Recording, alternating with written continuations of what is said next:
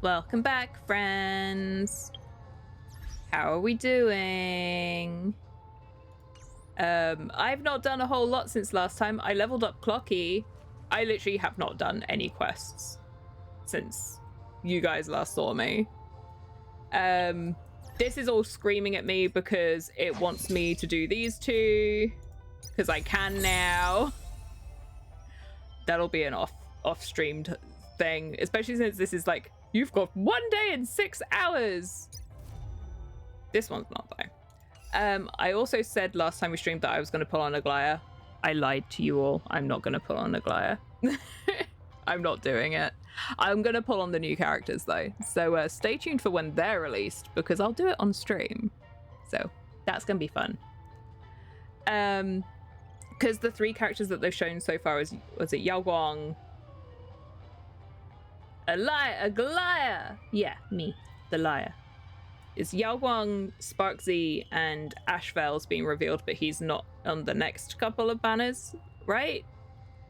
Ashvel's the one I want the most out of those ones, but I will probably pull on Yao Guang. I don't know anything about Sparkzy, so I don't know what she does. But we'll see. We'll see. What have I got in here? Ashes to ashes. Finally, the Sweet Dreams Encore has also reached its end. Everyone in this little farce, including me, has reached an ending fitting for their contributions. Thank you once again for everything you've done for Penacony. Former ex-surveyor of the Astral Express, Rosalina Jane Estella, hereby salutes you. Oh, this is all done by Rosalina. Oh. May your trailblazing journey never end. Could you still be alive? The girl's long dream has reached its end. No one can respond here anymore. Oh. Oh. Misha. Yay. I need to level this boy. He's probably one of my favorites so far. Hee hee. I don't care if he's a 4-star character. Look at these little beans.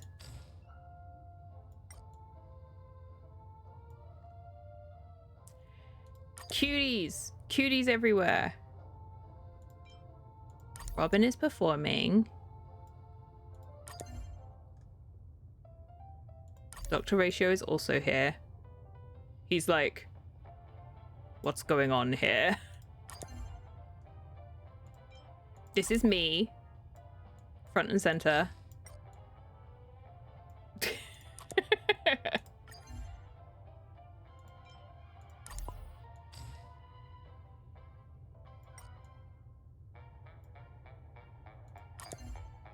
You know?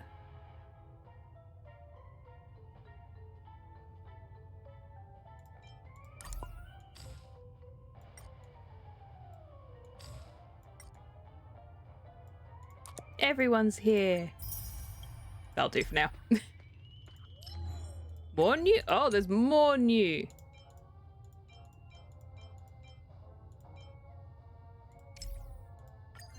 Why do I have to...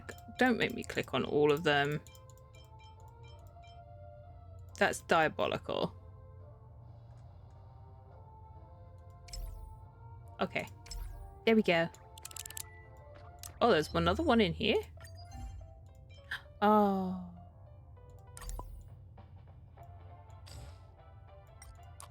Gallagher. Anything else? Nope. Okay. So, anyway, now that I've done that, the plan today, friends, is that the next quest in the list, because I looked this up before stream. Ah! Help! I'm being chased again. The next quest in the sequence is Wardance, which is the one that we nearly accidentally started before. Oh, I'm not being chased anymore. So that's what we shall be doing, which involves going back to the Express. I did get a little bit annoyed when I was looking up which one we had to do next. Oh, Wolsey is here. Ah. because for some reason in my ongoing endeavor and confusion about which quests they're going to put on the screen and when, for me, is that the latest 3.8 quest is there already. And that's highly confusing. That Wardance didn't spoil the ending of Penacony. I think if it did do that, more people would complain about it being on the quest list. At this point, people will be like, what the heck? Why would you do that? This is a challenge. Yeah, there would be more of a problem with that. Do I have... Oh. My problem is with these messages is that I don't know... When you have two things from Himiko being like, everyone come and talk to me. What is this going to be about?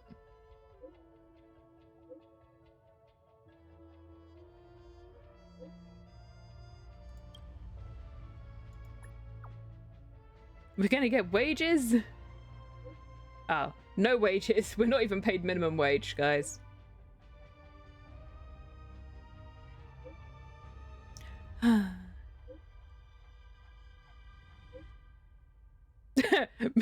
Welt gets a wage. Be envious, everyone.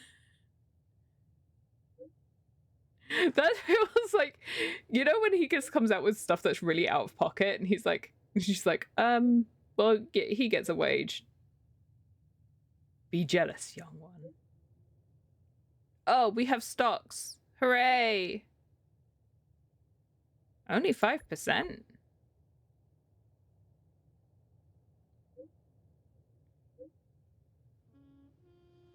Oh. I'm being criticized for my maths. Oh. Wait, no.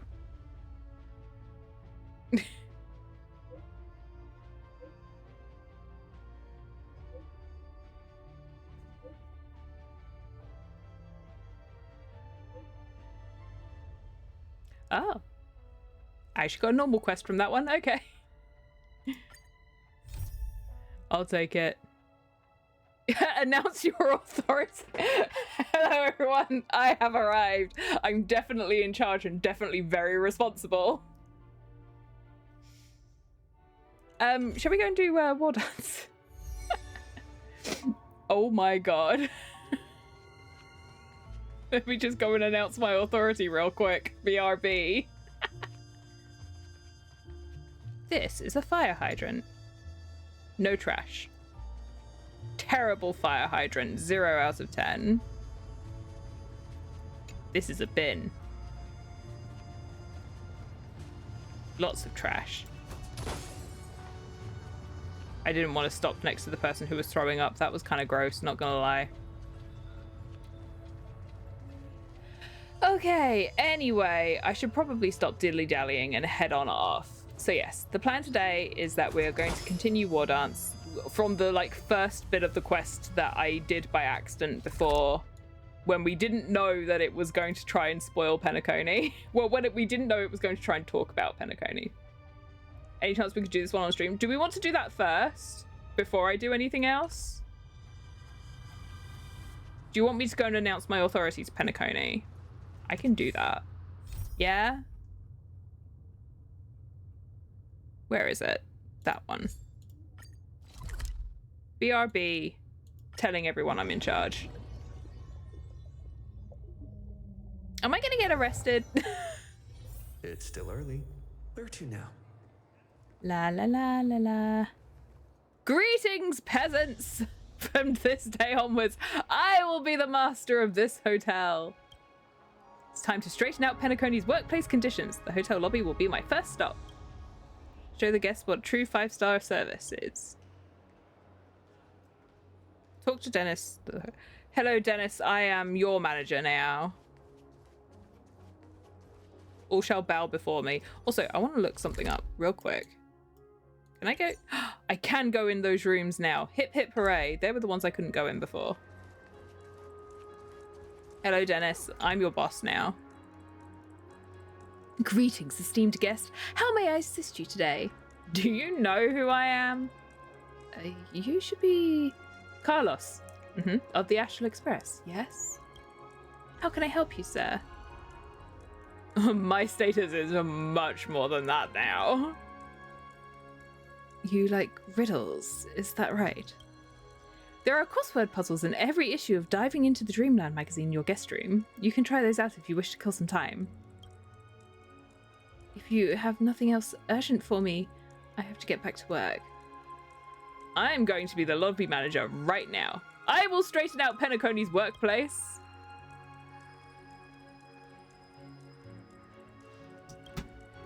I'm not too sure. I'm not sure I get what you mean. Would you mind elaborating on that a little? You tell Dennis that the Astral Express is about to become a stakeholder in Penacony. You embellish the truth a teensy-weensy bit. You wish to replace Dennis as the lobby manager and experience the job. Let's put aside whether your statement is true.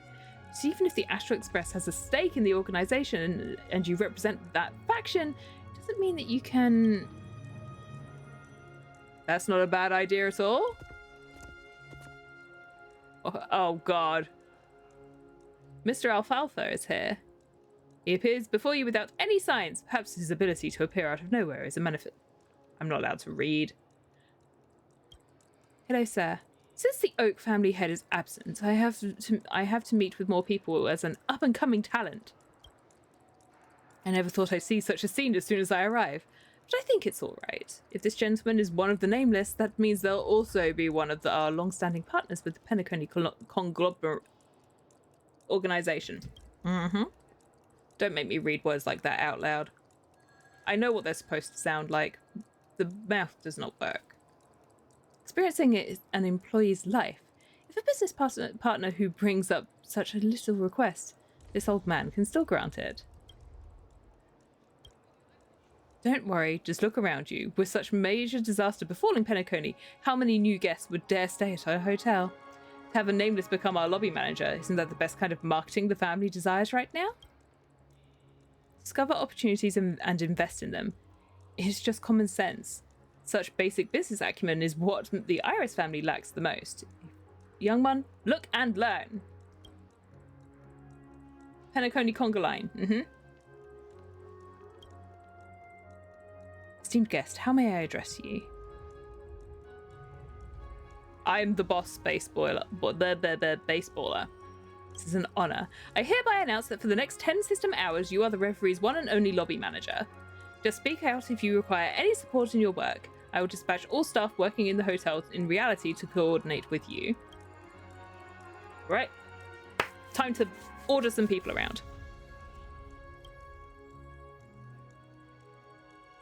Don't fret, you haven't been fired. I certainly live to see everything now. Who would have thought I would experience such good luck in my life? Oh, you don't want to do it? You're a magnanimous person, my nameless friend. In all my years of work, this is the first time I've seen someone voluntarily want to work more. Now then, I'll leave the work here to you. Truth be told, I have other unattended duties in the golden hour. What about the handover? What do I need to do? Handover? What handover? You thought this job would just have professional knowledge requirements or entry barriers? Trust me, with your overqualified traits, all you have to do is stand here and keep on that smile on your face. As for what comes along, just play it by ear. Now then, I am bequeathing my entire role to you. Have a great day playing, or rather, working.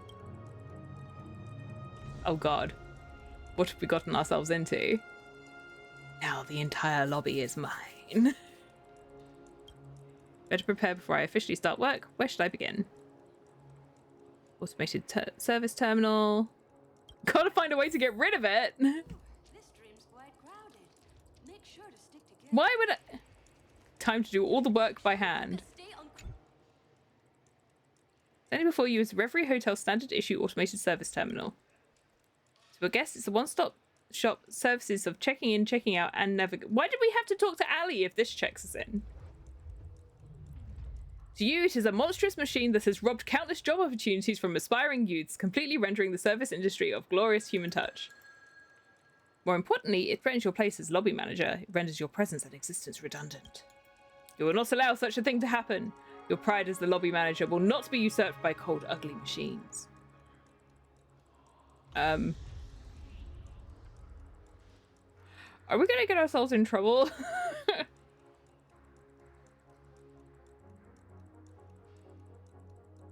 If I unplug it, that's surely the better option. I'm the boss. See, now anxious Hannah is playing a part here. This is why Hannah is not fit out to be a manager of any kind. This is why the mods are in charge here. Because it's like, no, Hannah, don't break it to pieces. I'm like, but what if something bad happens?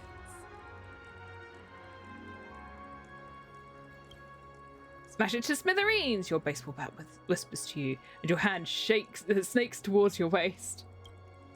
On second thought, this automated service terminal is hotel property. It belongs to the Penacony conglomerate. Yeah, I can do it. In other words, it also belongs to you, a major stakeholder. That was close. You almost let your impulsive instincts get the better of you. Good thing your love for money kept your destructive tendencies in check. You think you hear the baseball bat at your waist sigh in resignation. Aw. Sorry to disappoint you, old friend, you lament in your heart. Don't worry, there'll be plenty of other opportunities to flaunt your power. It said no.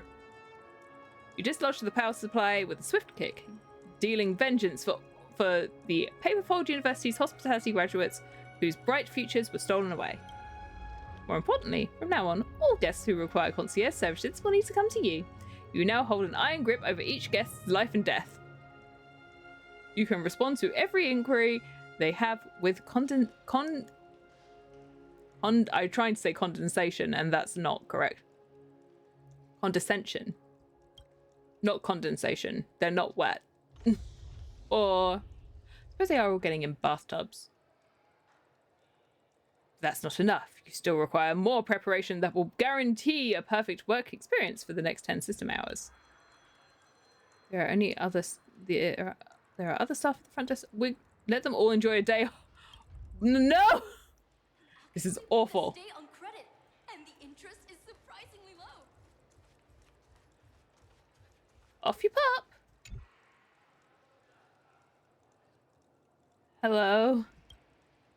Did you just unplug the automated service terminal? Yes. Are you okay? I can call a nurse for you. Did someone put something in the waters today? It's just one thing after the next. What weird things have been happening? Didn't you see it too? Dennis, the manager, who knows what he's dealing with upstairs, but he stormed out screaming things like vacation and tokens. It was weird. Oh, so he's gone gambling. Never seen him like that before. There's something going down in the dreamscape, but it's a work day, so, you know, our lobby manager is MIA too. What are we supposed to do?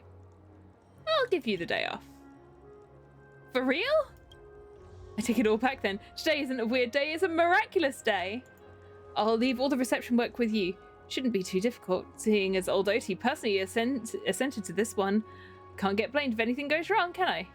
Still need you to help me with a favour. No day off yet. Need anything, just ask away, Mr. Manager. Oh, Perfect, that's more like it. That's more like an office worthy enough for a major stakeholder. It's like we're on the airship all over again. Where are the birds? Something's been missing. I need to go to the banquet hall. This is the VIP lounge. One-piece soul glad, shaken, not stirred. Greetings, handsome sir. What would you like today? 12 soul glad. You should be able to work out that we're a hotel bar, not a supermarket. If you want, you can go to the lobby manager at the hotel reception and order a full box from the concierge. You're standing in front of nothing but Soulglad. I am the lobby manager. I guess I don't really understand what's going on then, sir. I think my co-workers are looking for me. Can you please hold on? Beep. Oh. See. I'm very sorry, but there seems to be a bit of a misunderstanding. Please don't take it personally. My co-workers filled me in on the situation, Manager Kalis. Good work, Manager Carlos. Please take all the Soul Glad here, as much as you want. We're always willing to help you so long as it helps you perform your job well. And never learned seriously how to juggle from Ivan. 3 real refills of Soul Glad, a special privilege only the lobby manager gets to enjoy. Now he's drunk. Everything should be pretty much ready. Let's get to work. I want to see what kind of guests stay in this hotel.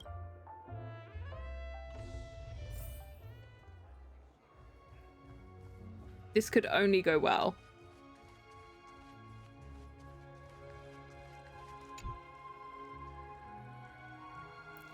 The front desk of the Reverie Hotel, originally a gateway to the luxurious, opulent, inebriated dream world, it has become, thanks to your hard work, it's become something very fashionable. Outsiders might rate it as a rundown mess, but you tell them that it's out with the old, in with the new, and of course, that's just as you intended it. Let's get to work. Give those confused VIPs a taste of your special hospitality, boss. Okay. After going through with all the major events, the front desk seems rather empty. It's also possible that your over-the-top style of decoration has frightened off all of the, Nope. Let me think. What should I do next? Drink the Soul Glad to get rid of the boredom. Let's wait just for a little bit. I'd like to check in. I can't check you in. I'm Carlos, and I am a shareholder of the Penacony conglomerate. Do you have a booking? Of course! Could you please look me up? Roy, Boogie Booga, Baden Powell. Boogie Booga. You heard things right. That's his real name. Roy, Boogie Booga, Baden Powell. Alright. It's clear to you that this Pepeshi has no idea how funny his name sounds. It's rude to just laugh at someone's name, and so you decide to do so quietly in your head. How kind. That's still rude. Let me check its system. There was never any system in the first place, and even if there was, Dennis has never told you how to operate it. Fortunately, Penacony has just been through a disaster. You guess that the Reverie Hotel should have a few empty rooms by now. We're just going to let anyone in. Did you just say that you'd like to check the system? Questions arise from the guests as expected. Weaponless, you are armed only with your quick wits and a sharp tongue. Take them on, soldier. Good news, there's plenty of vacancies right now. You picked the perfect time to stay because it's the off-season. The Reverie Hotel has plenty of vacancies. You booked an economy room to begin with, but you're now able to upgrade to a deluxe suite. An executive suite or a comfort suite, free of charge. That's amazing. Uncle Otie's the man.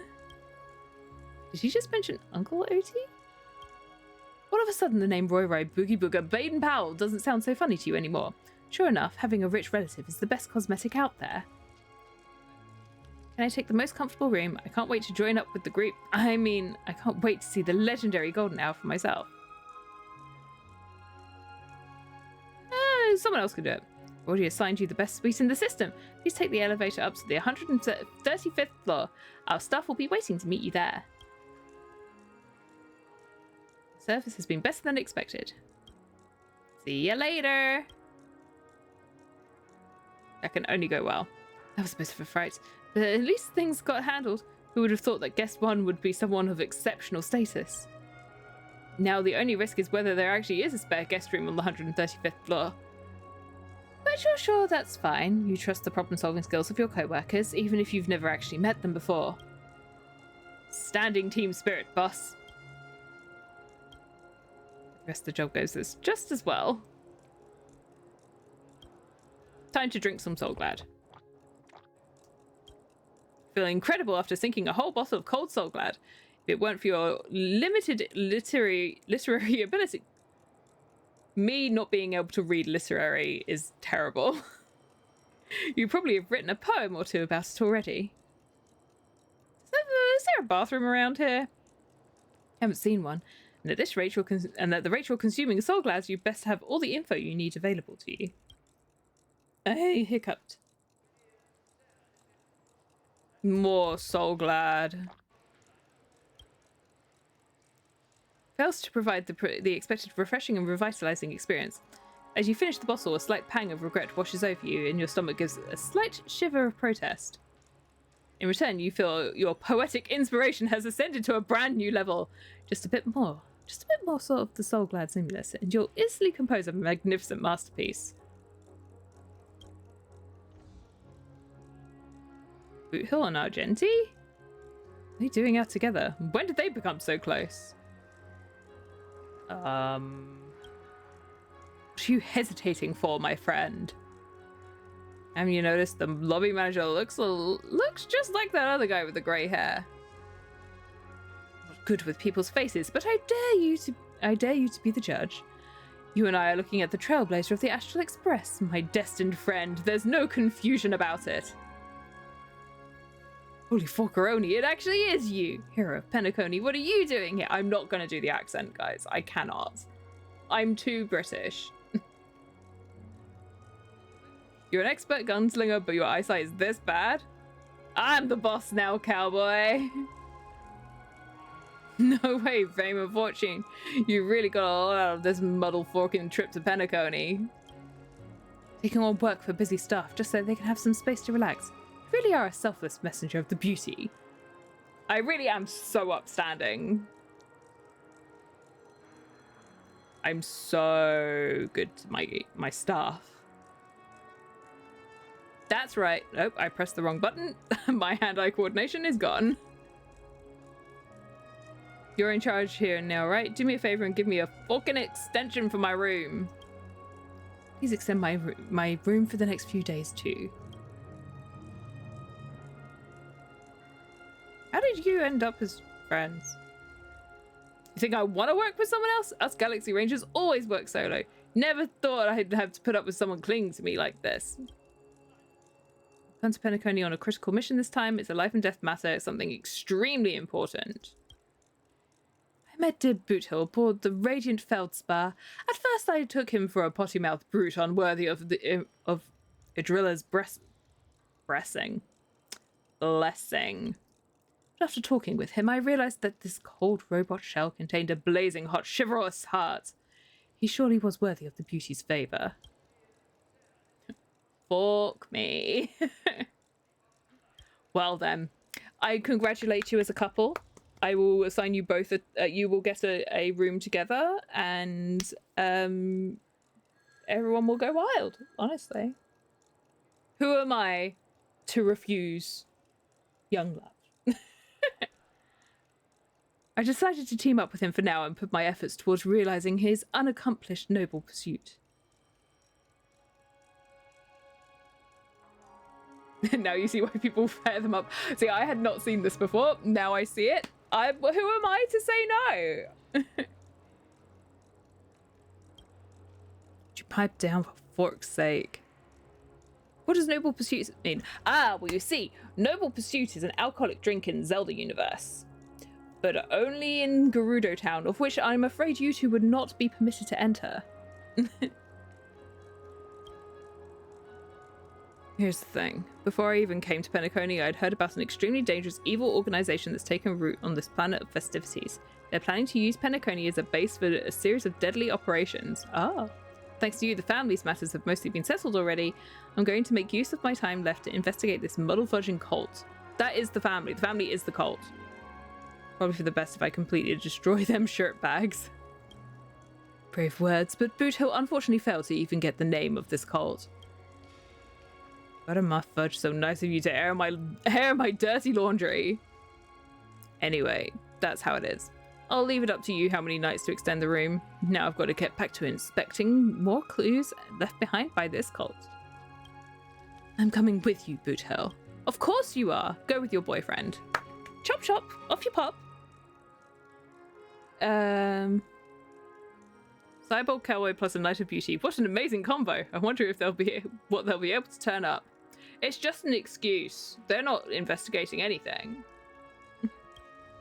So far so good. Keep up the great job. More Soul Glad.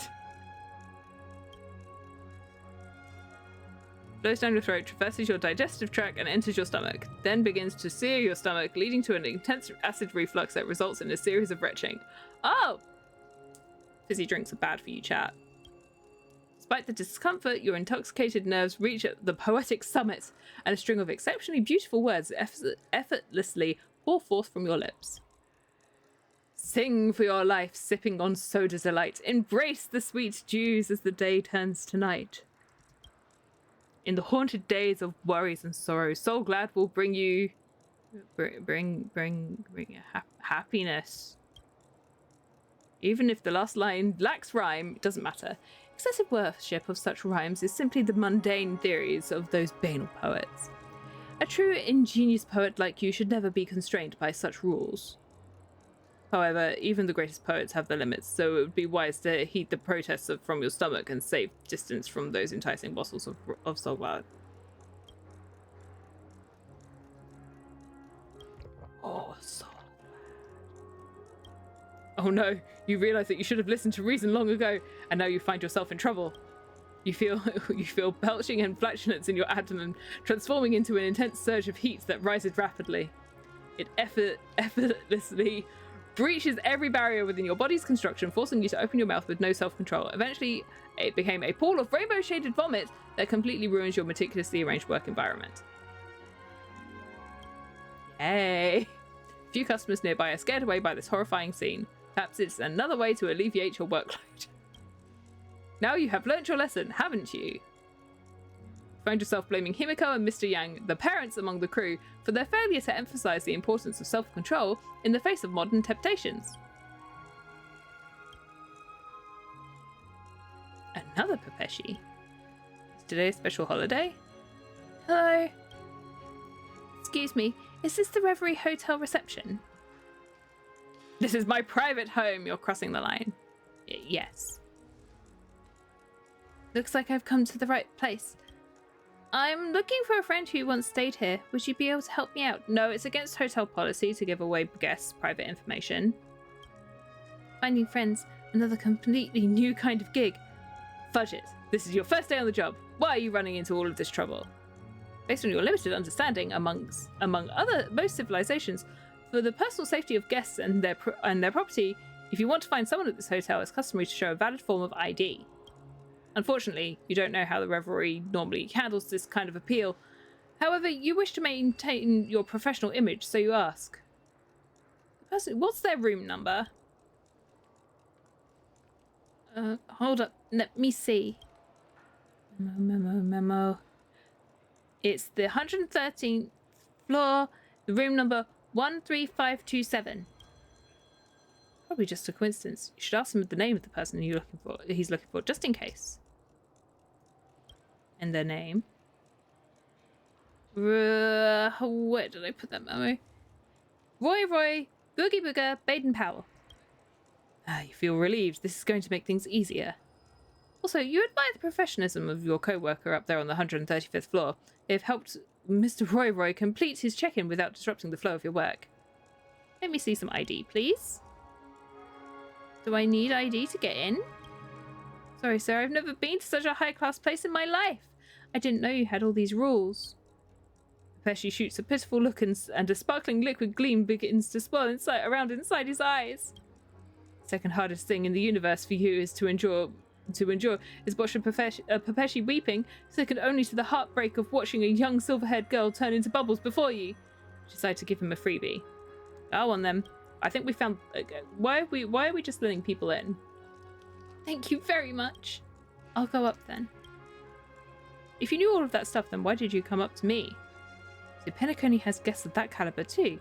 Thought everyone who could afford to come here was either filthy rich or an aristocrat.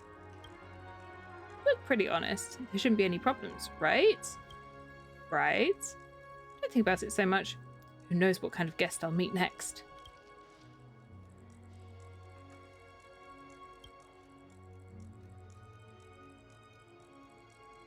What if I did... What? No, do not. Absolutely not. Do you hear that? Never. Trembling, you retract your hand that almost betrays your self-discipline. You have been cautious all your life, and now you must not let a bottle of carbonated drink ruin your hard-earned reputation. Oh. Oh, God. Is that Adventurine and Topaz? Can't let the IPC see any fear in you. Relax and put on a good show, Carlos. Hello. Pets off of the counter, please. Go. Hehehe. Oh, it's you. We were just talking about you a moment ago. What a coincidence. Haven't seen you around for a while, friend. You've been busy in my absence. I've been on the train. First saving Penacony, then resolving the crisis aboard the Radiant Feldspar, even though it was a false alarm. And how is it that you're carrying the title lobby manager now? Are you so short of money that you have to work 2 jobs? Are you tired so much from travel that you want to experience what it's like keeping office hours? Why didn't you say so? The strategic investment department is recruiting at the moment. How about I give you a project manager role? With your credentials, P25, no, P30 at least, posted straight to Pierpoint HQ. Meals, accommodation, and travel expenses are all reimbursed. How about it? What's the base salary? What would my salary be? You really interested? Your salary and bonuses are no big deal. We can talk about those, but really, shouldn't you go and ask Miss Himiko what she thinks? Not be worth the trouble of poaching arms an important relationship of ours. You're recovering okay? Thanks for the concern. The fact that I'm standing here and talking to you is all thanks that redheaded Knight of Beauty comes to. Oh, he's on a mission with his boyfriend right now. I can tell you where they went. I'm sorry, I'm not very good at voicing these things. I'm no match for Adventurine's actual voice actor. Never met a real knight before, and if I just listened to the rumors, they'd be a bunch of sensationalist weirdos. Turns out seeing is believing, right? I'll put some thought into it. That's not fair. Direct to Topaz. Oink oink. I'm not mistaken, you have quite a few capable workers above P30, right? Compared to you, I'm currently in need of an industrious and bold project manager over here. Come work for me and you'll start at P35, with all my resources at your disposal. What do you say? Oh god, they're competing! So that's how it is. So, Director Adventurine would like to poach people from right under my nose, huh? You don't need me to explain to you why you have so few people working for you. Instead of blaming others' management skills, you just spend a little time reflecting on your own work habits. Work habits? Are they really that important? Don't forget, the Strategic Investment Department's work culture is results come first. You couldn't even handle a little frozen ice planet, Director Topaz. Those work habits of yours, those work habits you care so much about are probably just an excuse for failure, right?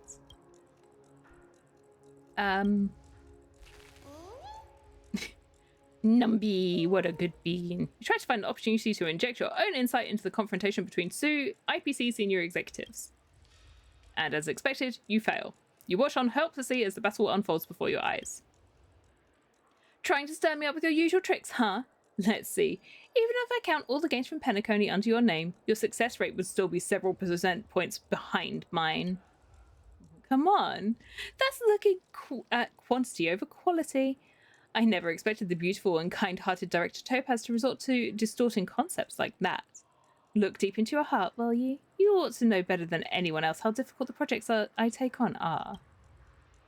I really should sing your praises. Remember that time you sent me an Epsilon Stock Exchange market analysis? The Epsilon stock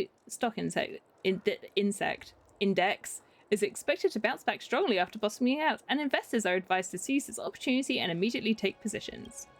But guess what? Just after markets opened that day, the Epsilon Index went below 28 million points. 28 million! The lowest in its recorded history. I'm gonna start digging up old scores now. I was just being kind and hope that everyone can make a little money together. How can an accident as rare as that be blamed on me? Besides, haven't we already done a retro on that? My source was your old friend at the Epsilon Star Exchange, who knew that you could work in stocks your whole life and still be incompetent like that. What is happening? Why are you not bringing up your undefeated luck in this case? Your standards sure are flexible, Director Adventuring. The idea that top execs in the strategic investment department can also get caught up in chaos of the stock market leaves you feeling a little more balanced inside. Yeah, index equals insects. Oh, and Jade's here. Oh my, I could hear you two fighting from miles away. These two kids are such good friends. My humble apologies, Madam Jade. He's an old friend of ours, so we acted a little too familiar before them. Director Adventuring, next time you want to pick a fight, please mind the time and place. Right back at you. I nearly forgot. We'd like to check out. Here's my room card. Why are you going first? If I remember, it was me who got here first. Has everyone forgotten the principle of first come, first served? Looks like you've really made a full recovery then. That's a pity. Arguing with you is part of my rehab as well, Director Topaz. They are top elites of the IPC in public, but just two hot-headed kids in private. Give me your room cards, Adventuring, Topaz. Yes, ma'am. Oh dear.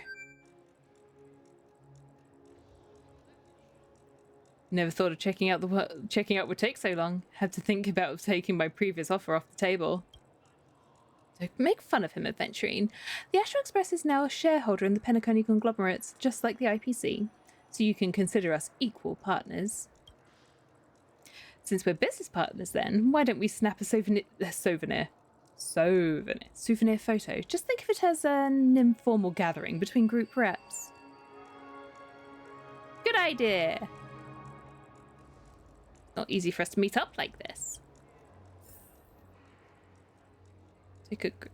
This is the most intimidating photo I'm ever going to have been a part of.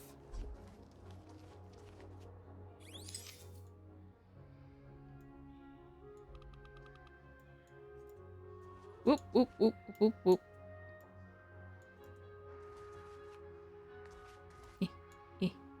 Say cheese! That is such an intimidating photograph. Not too bad. You've been hanging out with Miss March, haven't you? Picked up some things from her. Really is commendable. I'm a freelance photographer now. Private jet? Can I have a ride? Okay. Can I stop being the hotel manager now? Bye, everyone. Deep cooperation. I wonder which eccentric from the strategic investment department I'll meet next time. Mix. Why am I feeling tired? Who knew being a lobby manager could be so tiring? Hang in there. Just a few more system hours and you can clock out. What should I do next? Oh, there's still more. Oh. Why is Tingtoe here? Huh?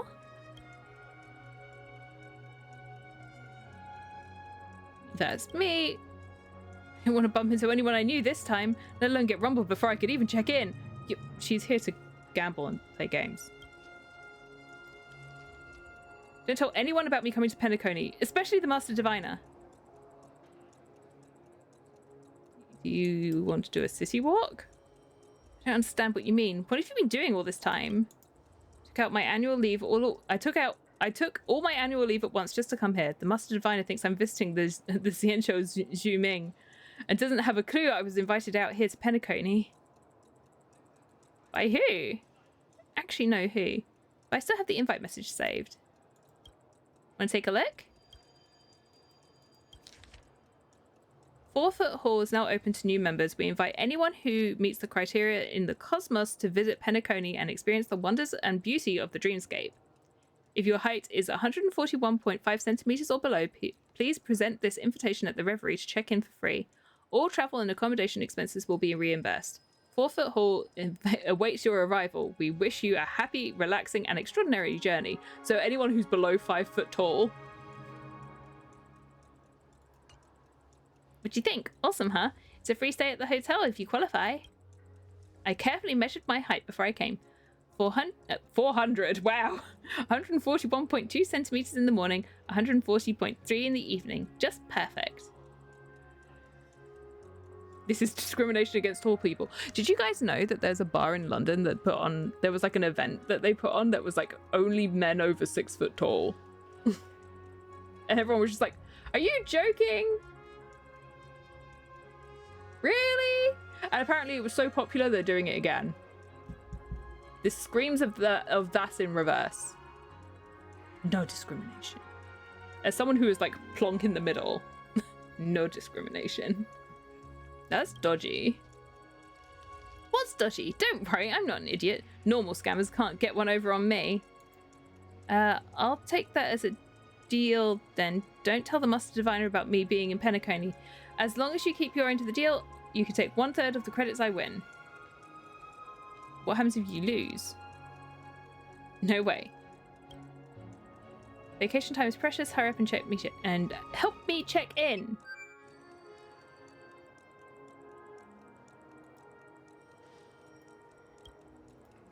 I have no idea why you'd be working here as a lobby manager, but I'm not going to ask. Okay, off you pop. Something bizarre about this. Oh, it's all about the Pepeshi. This is why the Pepeshi are here.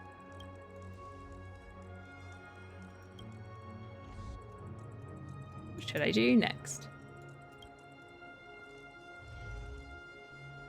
It's Robin! Lobby manager should step in and maintain order. Move out of the way, lobby manager coming through. Oh god. I'm warning you to go no further.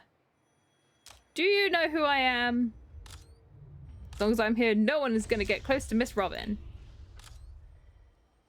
This gentleman is my friend. Hello, I'm the lobby manager. Hope you're not offended. He's new, so he tends to be a bit tense in this kind of situation. I don't want to make things difficult for him. Back on the Radiant Felspar, I thought of spending some time chatting with everyone from the Express, but the bomb scare threw everything off the course.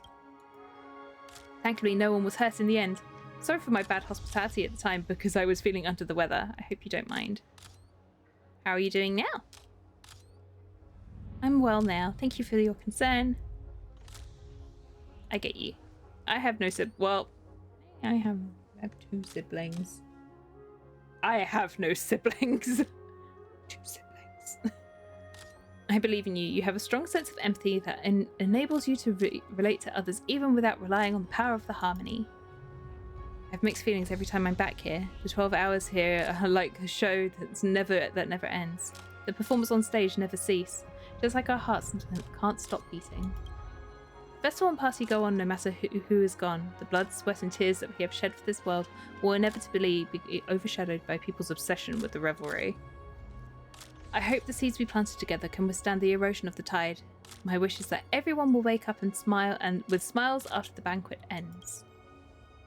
Sorry for being such a wet blanket. Please don't get the wrong message. I'm truly happy to have this conversation with you before my departure. Where are you off to? I want to go on a trip. I've cancelled all my concerts, business engagements and endorsement jobs to have a journey just for myself. Since some point in time, I've grown tired of the overly bright spotlight over my head. This time, if possible, I want to choose my audience. I'd like to sing for the flowers in the grass on the roadside. Speaking of which, can you recommend any travel destinations? As a nameless, you must have visited many amazing places. I think you should go to Eurillo 6. Go to the sea and chill. Go to the snow planet where nothing grows. Met many fans from the Ciencio Merchants Guild, but I've never had the chance to visit there myself and experience the local customs and culture. Thanks for reminding me. Oh, go to all of the above. You realize 6. Never heard of that planet, but since it's your recommendation, I'll surely find a time to make the trip there. And go to space. You mean Madame Hersa, the famous genius?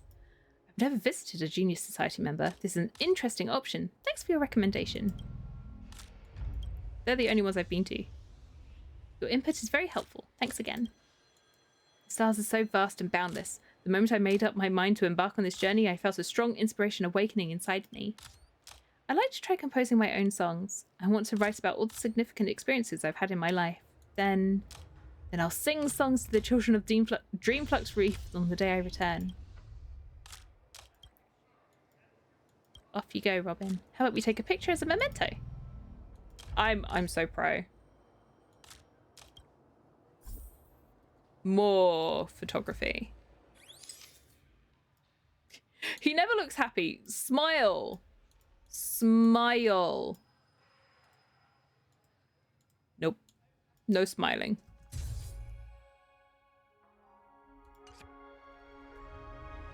Impressed by how you make sure your face expressions look great all the time, really. He's never pleased to see anyone. Feels a bit hurried to say goodbye now, but I'm sure we'll meet again. Bye, Robin.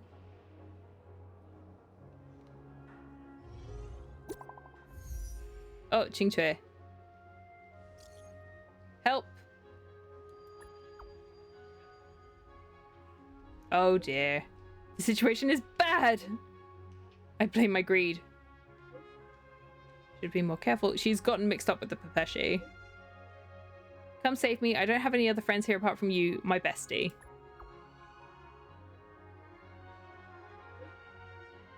Where is this place again? It's the hotel in the dreams. Why did you go there?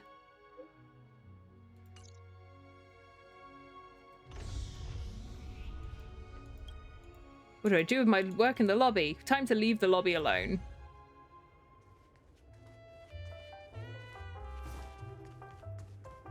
This silly bean. Wait, before I do that, hang on. I need to check out some other things first.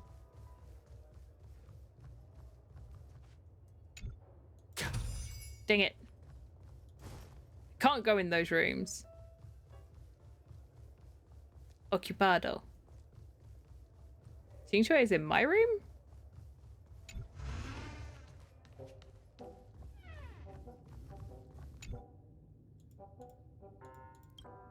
Okay. This is a longer quest than I was expecting, but that's okay. You're going to force me to be past a strange ritual.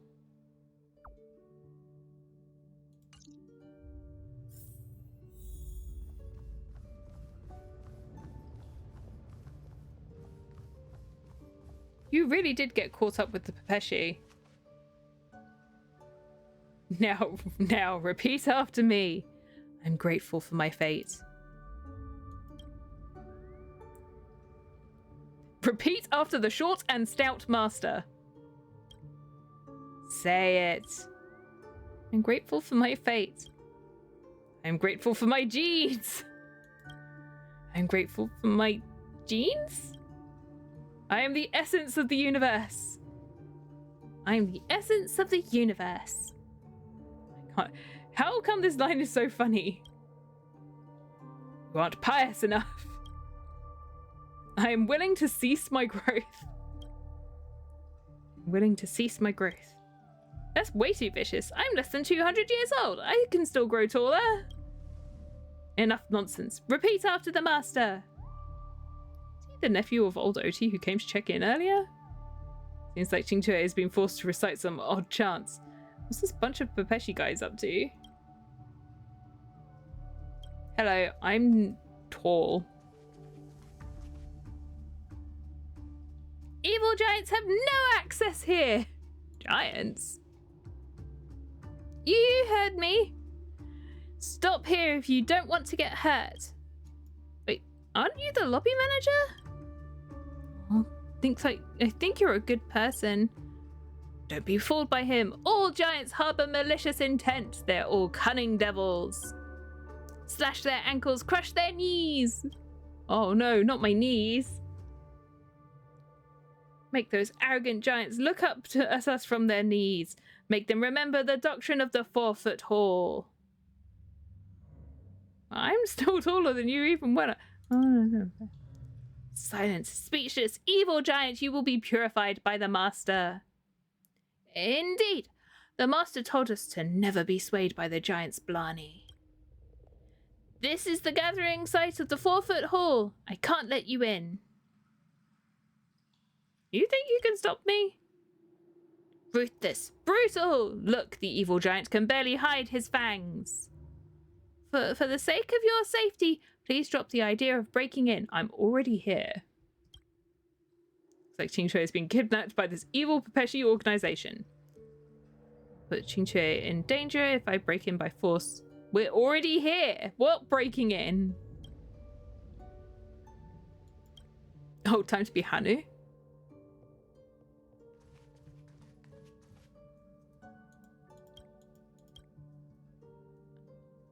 Oh, but I want to talk to the guy. It says talk to Master Roy. But they won't let me get close. I guess I need to talk to him as Hanu. They have a short temper. I bet no one can stop me now.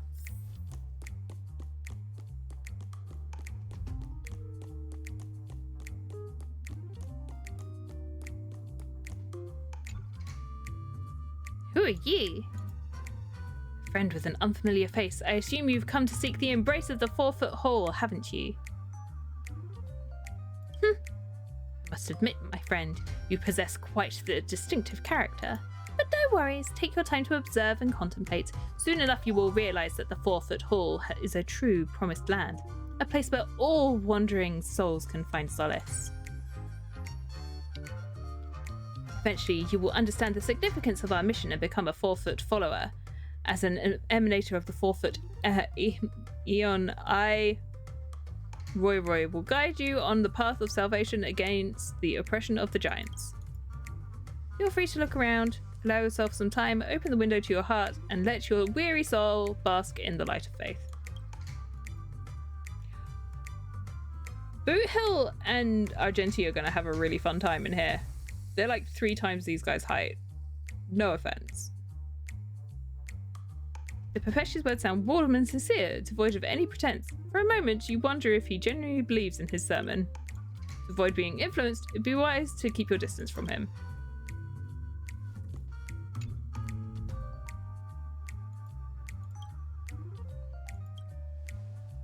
Did they trick you into joining them too?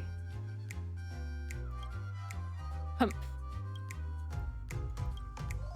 Uh-oh, you're so eager to save your kindred spirit that you have overlooked an important characteristic of Brother Hanu.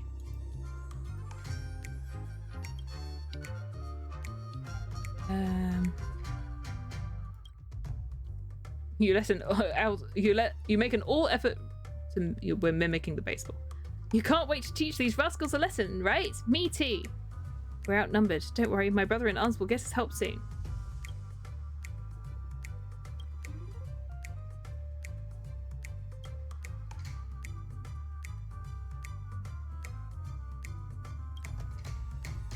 You're a Celestial Jade player? Oh god.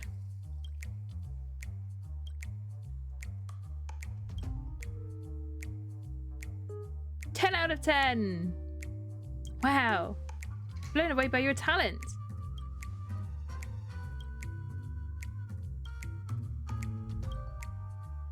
It's no use. This is stupid. No.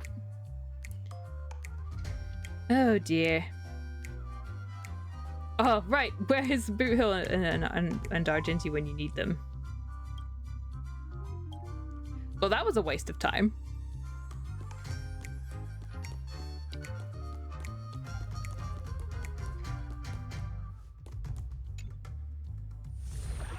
Right. Time to not be so small, anyone. Oh. Hello.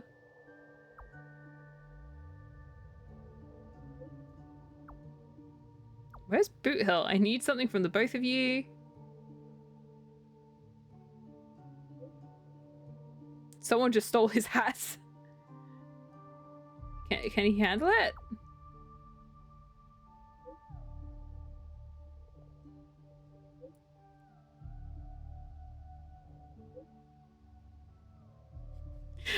did someone steal his hat? What is this conversation?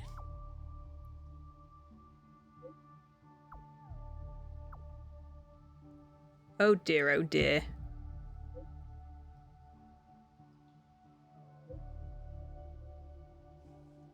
I was like, oh, we can't help you with your urgent matter right now. Boothill's lost his hat and he's not going to come and help you unless he's found it.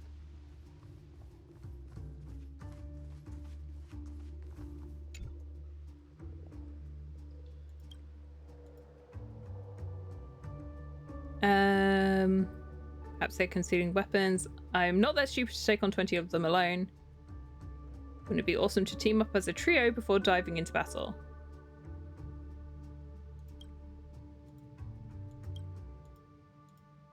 And now we wait. Meanwhile, Qingque has embraced her new life as a Pepeshi.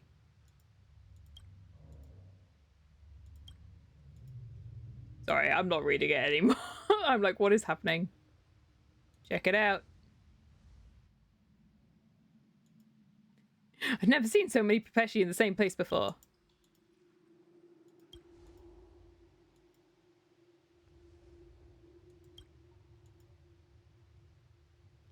Boothill, don't judge a book by its cover. This is definitely a cult.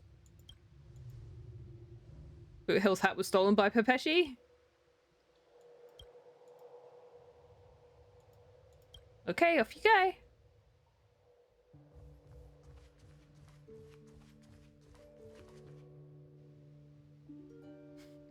Look here. Hello. It is scary. It's unbelievable there exist such hideous giants in this world. And there are 2 of them. Please pardon them. Hideous giants? What a repulsive title. Can't let you insult my friend and Boothill here. Is that how you interpret that? Can we leave, please? What an aggressive and evil giant. Don't forget that we, the 4-foot Hall, are invincible with the Master's blessing. Crush the knees of these villains. Boothill is made out of metal. They really want to get physical? Oh dear. They strike at Boothill and Argenti's knees, but with little success. Because one of them is wearing armor, and the other one is a robot. My hands hurt. How come these giants are immune to our faith-infused attacks? I'm a cyborg ranger kid. It's like the belief of the Knight of Beauty reigns supreme over yours. What is this quest? What is happening? The 4-foot Eon has spoken. They urged us not to panic, but to face our enemies with understanding and respect. You filthy giants. Respect. With respect, you filthy giants. Why must you disrupt the peace of the 4-foot Hall? What kind of vile belief compels you to spread misery to the people of this world? That's very respectful. Saying that with respect. Given your eloquence, you must be the one in charge. I don't want to waste my breath arguing with you. I will not argue with myself. Hand over the hostage in 1 minute or you'll suffer for it. You incorrigible, sinful giants! I wanted to pray to the 4-foot Hall Eon and ask for their forgiveness for you, but you are beyond redemption. I have no choice but to adopt a more aggressive measure to manifest the kindness of the 4-foot Hall. Close the door and release the Dream Jolt troop! I didn't see this coming. Why did you not see anything coming? I'm truly honored to stand by your side in this fight against evil. In the end, please protect my knees. I have bad knees, chat. Existence is unity. This won't take long. Earth shatters, heaven trembles. Well, thank you. Ow. Enjoying yourself? All will be swept away by That's the 2 wind. down. Strike with heart. 3. Swords descend. Oh. All done. How could this happen? The almighty master seems so powerless against these giants, who are supposed to be weak despite their size. Doesn't make sense. The master is the emanator of the 4-foot eon and a capable leader of all diminutive races in the world. I guess you guys have been taken for a ride by this dude. By the way, my offer just now still stands. I'll give you another 40 seconds to release the hostage and get out of my sight. Otherwise, I'll let you taste my bullets. This is just a small hurdle on our path to cultivation. Don't let these despicable thugs impede your enlightenment. Just need to raise the membership fee. That's right. As long as the 4-foot hall has sufficient funds, we'll surely be able to finish off these giants. Isn't your uncle loaded? Why did you mention Uncle Oti? Zip it! Is that true? Is the 4-foot hall just your scheme to scam our money? Still not moving? There isn't much time left for you. It's not worth to risk my life here. Let me run while I still can! What 4-foot follower? He's just a fake emanator. I want a refund for my membership. Weak-willed fake followers, run all you want. You will never get a dime from me. Never! I knew that girl with celestial jade addiction was a bad omen. Even though you win this time, don't think you will have it easy the next time we cross paths. Keep that in mind. Well, we did a really great job as hotel managers today. I knew you would come to my rescue. I saw the whole thing you guys yeah, you were just standing there. You guys were teaching that evil cult leader a lesson. The two helpers of yours was really something. I could tell they're pros just by looking at their attire. This is Qingque. You're from the Xian show, miss. Hello there. Hello there. Hi. Okay, off you go, Qingque. Yes, we definitely went easy on them. Mm-hmm. This trip to Penacony has been quite a ride. Yes, you've experienced all Penacony has to offer. Just the hotel. On both sides of the dream. Wait, and now we're taking pictures. Now we're having another photo. Why are we just having pictures taken? Well, no wonder she got accepted by them. She's so little. This is definitely a mixed bunch.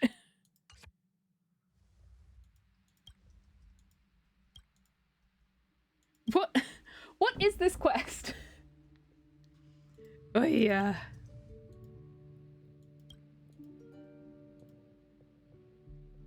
Anything else? Something's missing. We need a meaningful conclusion.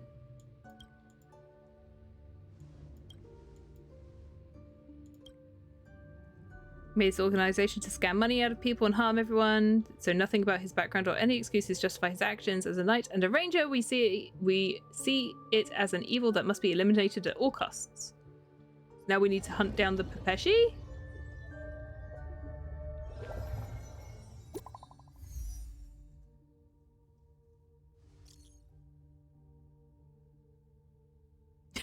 Not lobby manager Dennis, but party goer Dennis. Keep the difference in mind, my friend. I've quit. Can you take over my shift? I'm clocking out. Dancey? I'm coming for you. Wait, now did you just take me out of the dream to make me go? Oh no, I'm still in the dream. I was like, did you take me out of the dream to put me back in the dream? I'm not in golden hour either.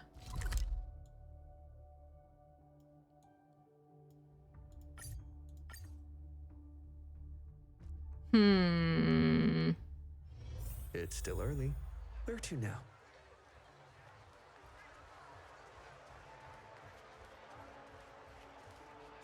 Which way do I need to go to get to him?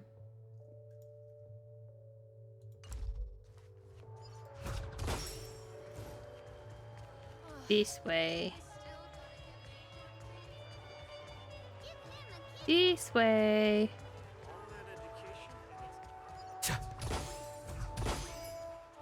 Go, Hatch, go. I'm still like looking for birds and stuff.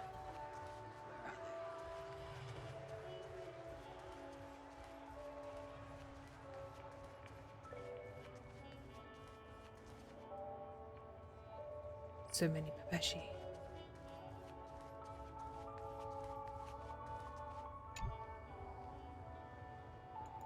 Can't you see I'm in the middle of the game? Oh, it's you! Wow, you're looking different today. You're here to get me back to work, right? I have got a winning streak going on, and I'm sure a thoughtful and caring gentleman like you wouldn't want to interrupt.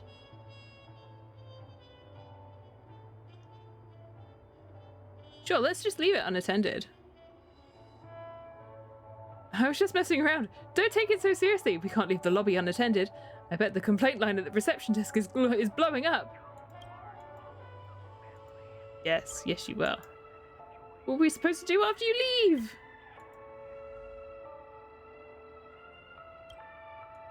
Who are you trying to fool? You only learnt this game a couple of system hours ago, and you just looked up that line, didn't you? Don't try and bluff me with that. Who taught you this game? You're all playing Celestial Jade. Right after I came into the dreamscape, I met a young lady proficient in the game from the distance Xian show. They've all been hanging out with Jing Tue. I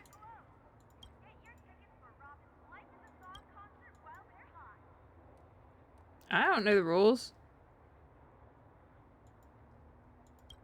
What we're gonna play now. Bye, Dancy. Off you pop. But you don't feel sorry for him for even a second. Now we're stuck playing Celestial Jade. I won! Aha.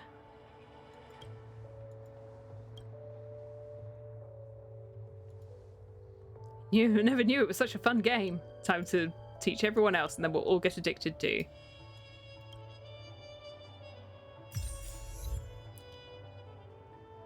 Oh my god. That was so weird. What was going on? He escaped. The Pepeshi cult is taking over. Okay. Well, that was an interesting little endeavor. Well, that's one way to say goodbye to Penacony for now, I guess. I'm so confused. Why did we... I don't even really understand why we took over. Why did we do all of that? We're so hungry for power that we took over the whole of Penacony and then gave up because it was scary. Mm-hmm. Right? Jing Tue is now Pepeshi. There's a cult. Old Oti's not very good at controlling his nephew.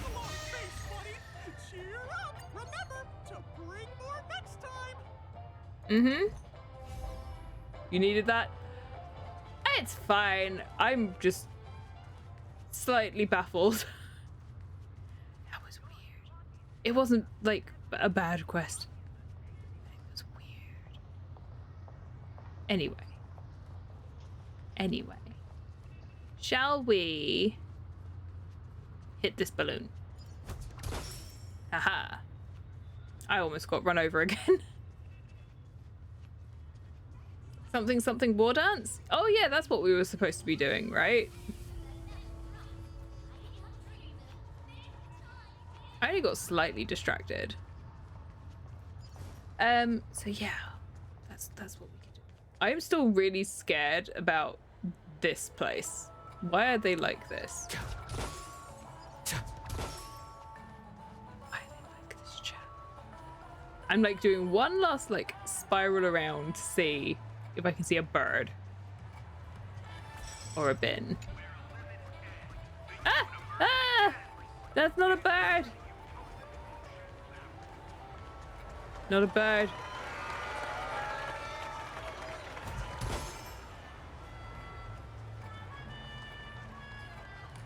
Don't know how many of these I found.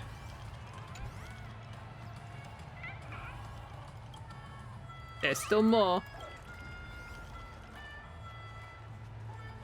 There's still more out there. But that's okay. Right then. So, the plan of attack for today is that we're going to be doing... What we're meant to be doing is Wardance. So that's going to be our next stop, if you will. So I'll stop running around in circles now, I guess. Let's go. Let's do this. Himeko really knows how to convince. By the way, Oh, sorry. Sunhung, this time you'll be taking a stroll with us on the Loufu, right? And just let you two wander around aimlessly on the Loufu by yourselves? I don't think so. That's what we did last time. Plus, Mr. Yang is right. The ambrosial arbor crisis just ended, and both the long life and short life species are still feeling uneasy. And that's why Jing Yuan wants to organize the Wardance, to show that the Xianzhou Loufu is stable and safe. And since he has extended an invitation, it's only right that I visit my old friend. I realized that I should talk to Himiko and Welt first, but I didn't do that. Now we're here. Coming back to this place brings back so many memories, you know? So here's something for all of you. A poem by March 7th. Hey, I'm not actually gonna recite a poem. Oh. I was just thinking about all the twists and turns we went through when we first arrived on the Xianzhou. This time, we're not being forced or enticed or chasing after wanted criminals. And we didn't have to sneak in through the cargo dock. This trip has been incredibly smooth. We didn't exactly sneak in through the cargo dock. We walked in and went, why the hell are we in the cargo dock? Quite unusual, I must say. Definitely unusual. We're so easily pleased. Such is the fate of us nameless, I suppose.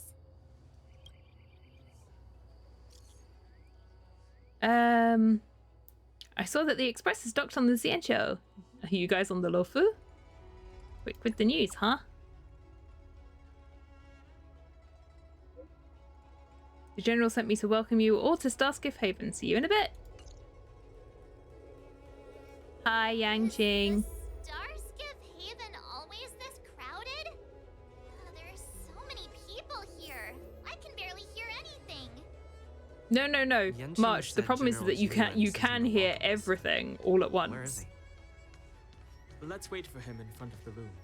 It's the most prominent landmark on the dock. Oh. Whoa, aurora in the sky. Whoa. Pepeshi! Hey, you guys! Hold on a moment. Did they just call us? Look at their outfits. They're from Penacony, right? March, they're right there. Don't talk about them as if they're not. Are you familiar with the Xianzhou Loufu? Yes. We know a little bit about it. What do you need? We are from Penacony.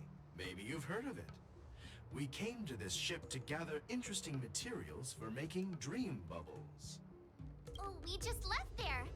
Oh, talk about coincidence. That's great. Do you know That's any must-see great. attractions on the Loufu?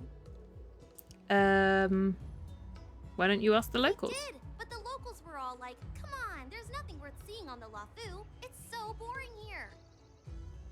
Ha, can't blame them. If someone asked me what's there to see on Penacony, I'd probably struggle to answer too. That's why we're asking fellow tourists.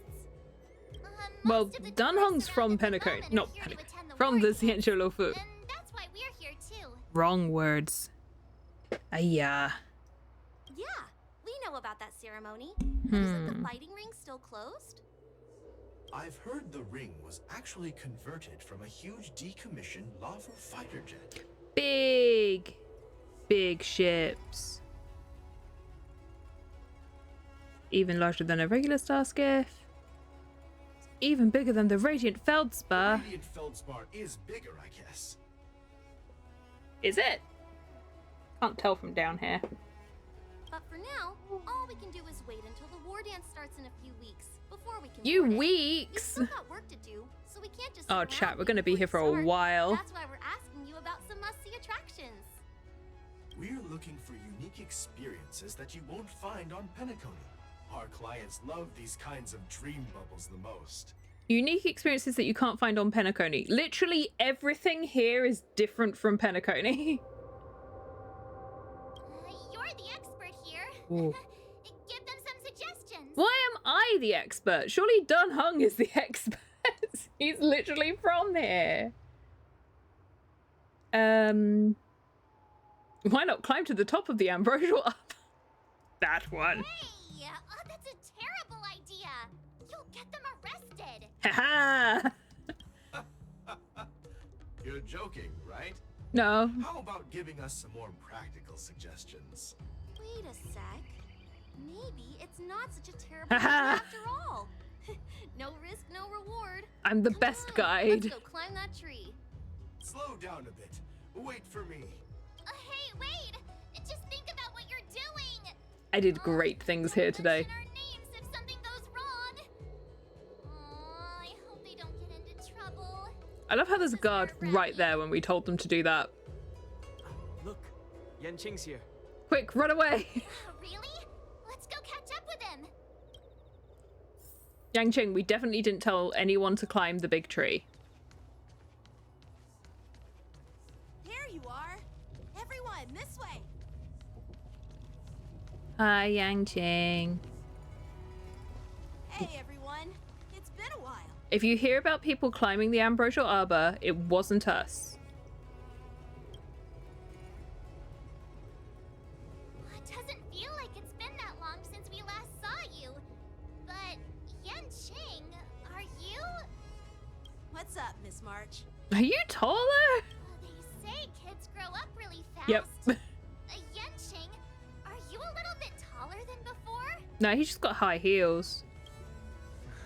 We've only been away for a few months.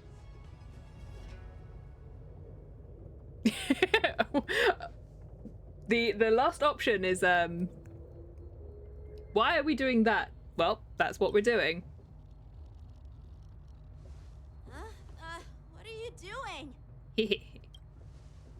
Sorry, but after our previous adventures, I've become suspicious of whoever greets us first. I didn't expect him to actually talk and I got scared. Do you have to be suspicious around me too? Yes. You know, the last time we came to the Xianzhou, the first person who greeted us was... Tingyan. I get it. Oh Better god. safe than sorry. Yay! Everyone who greets us wants us to Never seen die. the Loufu so lively before. I was a bit worried that holding the war dance right after the Ambrosial Arbor crisis might be too soon. But seeing the bustling Starskiff Haven, I understand why General Jingyuan chose this timing. Yep. Everything's People from other fine. delves and travelers like you three who have come from afar. With the war dance coming up, there's a huge number of visitors pouring into the Starskiff Haven. The Cloud Knights are working hard to keep the security tight. But why is everyone pouring in now if it's not for another few weeks? The general said this ceremony would help the Xianzhou Loufu recover from the crisis. Something tells me that it's not going to go smoothly. It's a way to showcase our martial spirit, reassure people, boost morale, and attract visitors from other planets to promote trade and peace. By the way, the Xianzhou Alliance places great importance on this ceremony too.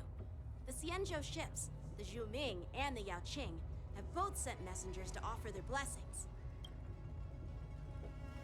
Yeah, I wonder if you've heard of it. It's known as the Star Forge, and it's responsible for providing more than half of the Cloud Knights' armaments. Xianzhou Zhuming boasts skilled craftsmasters, and General Huayan is a top-notch craftsman himself.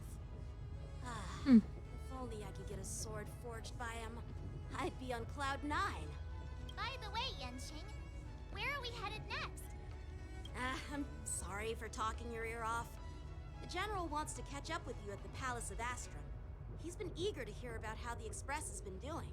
We got brainwashed on Penacony. It's funny how It he went tries really to act well. all mature, But whenever it comes to something he's interested in, you can really see his childish side. Who? Yanqing or Jingyuan? You're the same. I agree. Haha! Oh, this sounds like things are really going well. All units, assemble quickly. Get ready to protect the crowd. I just mentioned security, and now all of a sudden something's gone wrong. Excuse me, I need to go check out the situation. It's like we are trouble magnets. You're just as jinxed as Mutt. Hey, what's that supposed to mean? Hee hee. We'll go with you. I'm a really good friend. Ooh! Oh, whoops. Protect the civilians. I'll deal with him. Ooh. Okay. I've attacked these things before when I've been trying to get level up stuff. Borison? Why are there Boris here? This is now. Let the show begin. I feel like it's slightly appropriate that Yanqing is on my team right now.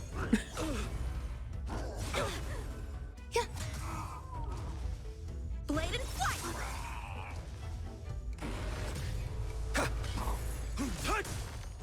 I'll catch up. Ow! And we're fine. Me and my backing dancers are great. Oh. Not good.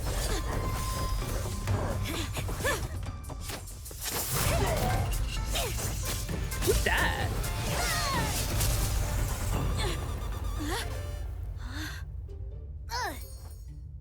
Hello.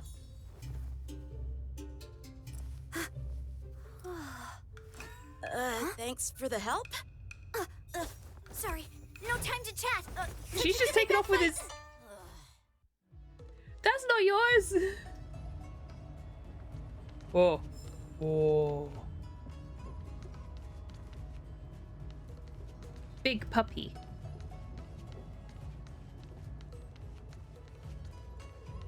Wait, my sword! Poor Yanqing. Sorry, but I'm afraid we'll have to put our plans on hold for now. I need to find out what's going on. No kidding. He didn't sound urgent with that at all. He's like, no, my sword! I need to find out what is going on. I am very serious. While we appreciate your rescue, my Xianzhou friends, don't you think it's a bit too much to detain us and our cargo? Nope. Sorry, but we've been ordered to detain you and your cargo for inspection until we figure out the source of the attack. Put the gun down. Once we're done with the formalities, we'll let you and your cargo go. Cargo The go. shipment isn't even meant for the Loufu, and it's IPC's patented technology. Who do you think you are to conduct an inspection? If I'm right and like my ears are working correctly, that's Yanqing's voice actor. Or at least it sounds like Yanqing. According to the protocol, all cargo arriving. I on the know that Loufu a lot must of go the through voice inspection. actors play like bit roles as well. But we didn't officially enter your dock at all. We just sought refuge. They in your certainly dock sound because we similar. were attacked by the Borison. Looks like this argument could go on forever. Let's not get involved in a heated dispute that won't lead to a resolution. It might just be because it's slightly distorted by like the helmet effect, but it still sounds like them.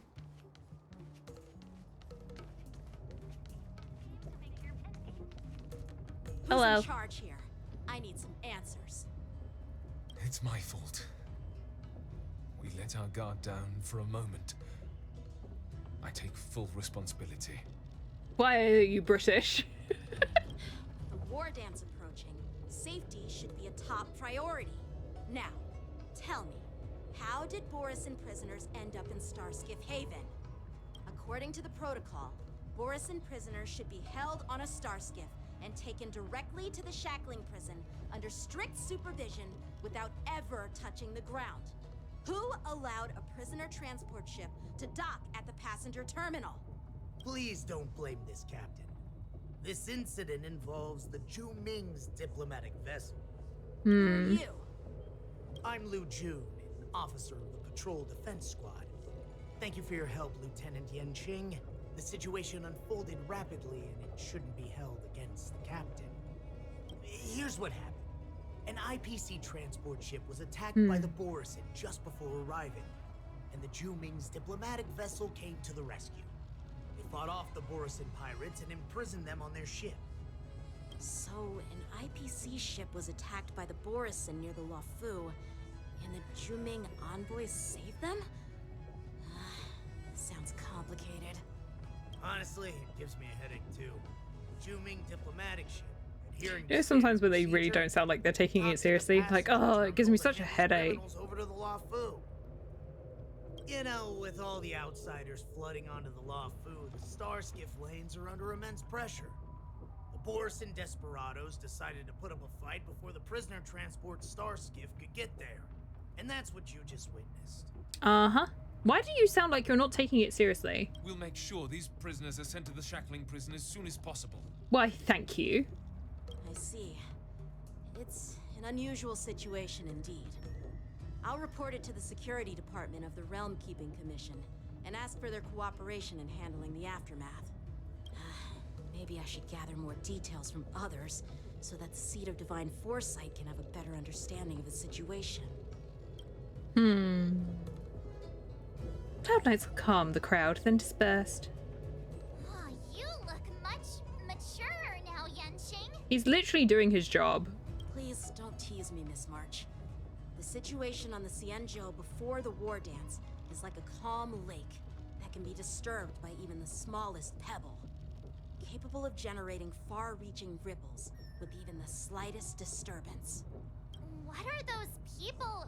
I mean, those monsters we just dealt with? They're kobolds, right? Did you call them Borisin? Yeah, those werewolf monsters are known as Borisin. They are abominations of abundance, and we've been fighting them for a very long time. The Borisin have been a powerful force for a long time, plundering and enslaving many worlds. The threat they pose is just as terrible as the swarm disaster. They're werewolves. Does that mean they're the people underneath? Had a fierce war with them 3 decades ago. Their presence has faded over the years. But who would have thought? According to that officer, they attacked an IPC ship near the Xianzhou Loufu. Such a brazen attack seems quite unusual to me. Yeah, that's what I find strange too. It seems like the IPC and the Borisin have some serious grudges. Well, enough with just like everyone else with the IPC and monsters and basically everyone else in this game. I'd love to chit-chat a little longer, but there are some things that can't be left unchecked. Is it a serious matter? Maybe you'll need our help in hunting down the Borisin? Thank you, but it's no big deal. By the way, that young lady who just appeared, she took my sword. I'm thinking of filing a lost property report at the Realm Keeping Commission to see if I can get it back. Don't just think about it. I doubt she did it on purpose. I think she did. When the Cloud Knights get into trouble, they have to call the emergency services. You go file the report and I'll go fetch the popcorn. Aha! Don't remind me. I just zoned out for a moment, that's all. All right, let's not keep the General waiting. Don't worry. There aren't many people out there with that kind of talent. It shouldn't be too hard to find her. They'll turn around and be like, oh, there she is.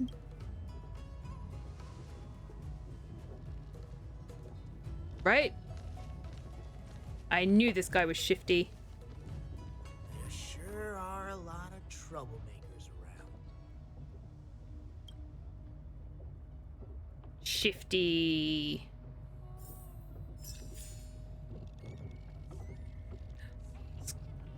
Still there.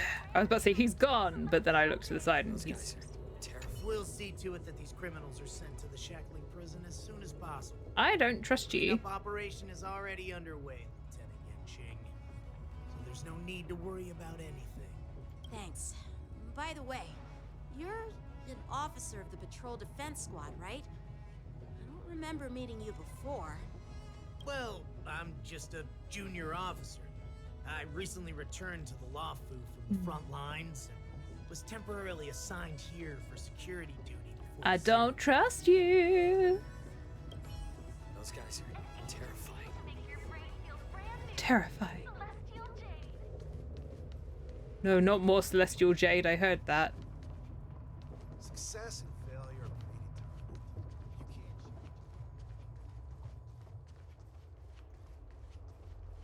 Let's ignore the fact that I still haven't done all of the character quests. Don't mind me. It's been a long journey, Elder Wyatt. Thank you for your presence. Don't mention it. Thank you for taking the time to welcome me. Where's Yukong? Hello. We saw you in a dream, From the Jingyuan. Express. Oh, I'm sorry for my bad timing. I didn't know you were meeting a guest, General. Don't worry, you're just in time. It's been a while, my friends from the Astral Express. He's so dramatic. I dreamed about you on Penacony. He's like, what? Well, it's an honor to be in your dreams, my friend. Haha. Allow me to introduce you to Look, there she is. I knew it. She was just going to be in the He is background. the Arbiter General of the Xianzhou Zhuming, known as the Flaming Heart. Hello, sir.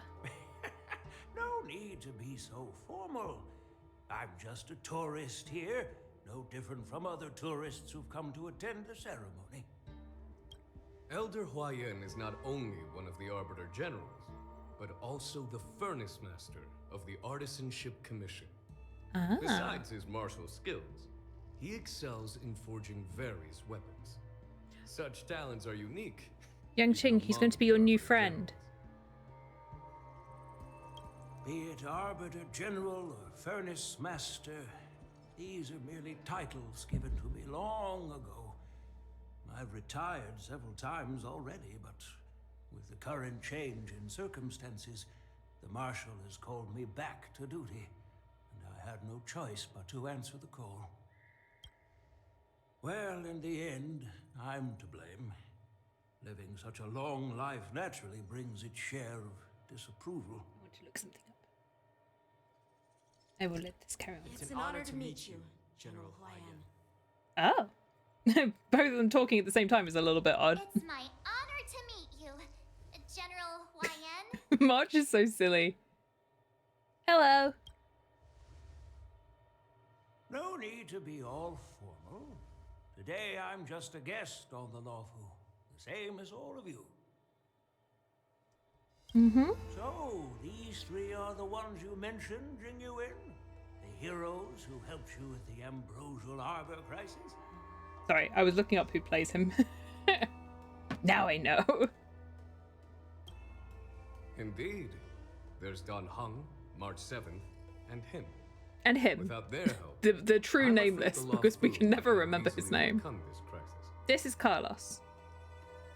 So, the Imbibitor Lune's reincarnation has returned to the Loufu and will attend the Wardance. I'd love to have a drink with you should the chance present itself. You're more than welcome, General Huayan. And this young friend is?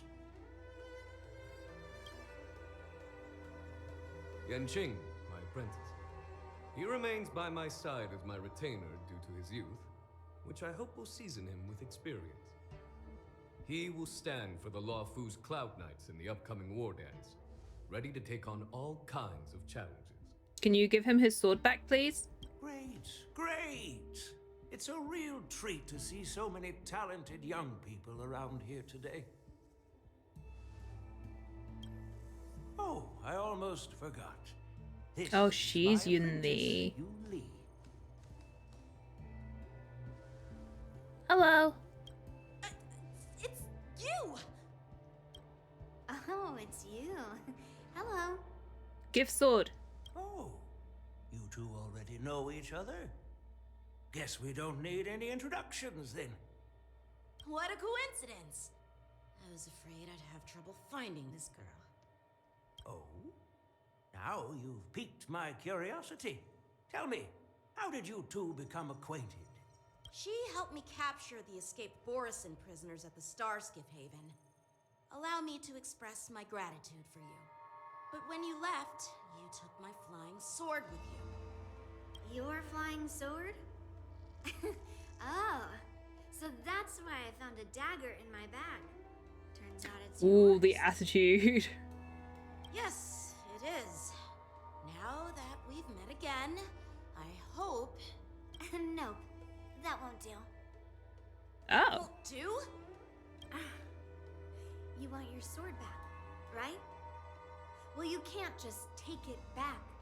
On the Juming, when you lose your sword on the battlefield, you have to reclaim it on the battlefield. But you're not on the Juming. As for this little sword, it was supposed to strike that escaped Borison prisoner. But unfortunately, its owner's agitated state caused it to fly off like a kite with a broken string. And it missed its target. By the way, if I hadn't caught it and helped it hit its mark, that Borison prisoner would have gotten away. Hold on a second, Lee. You took my sword without even asking, and now you're refusing to give it back? That's theft. So much for Loufu's sword masters. What did you just say? If you just stepped up and took your sword back from me fair and square, I would have totally respected you. But nope, you tried to play it down, expecting me to just hand Manners it back mean to you nothing. Like it's nothing. In front of everyone. With all due respect, you don't honor your sword, so you don't deserve it. He was being polite. Hasn't anyone told you that taking without asking is stealing? If you want to settle this with swords, fine. Let's have a one-on-one duel right now. Yang Qing. Give sword back. Well, that's more like it. Just be careful, because I'm not as easy to handle as the Borison. You two, be quiet and apologize to Yan Qing. Give sword back. Hey, whose side are you on, Grandpa? I don't take sides. Give sword back. It's a small misunderstanding, and an apology would be too much. Why would it be too much? I've She heard about stole. the Zhu Ming's incredible swordplay and craftsmanship. Most notably, the legendary Flame Wheel Octet.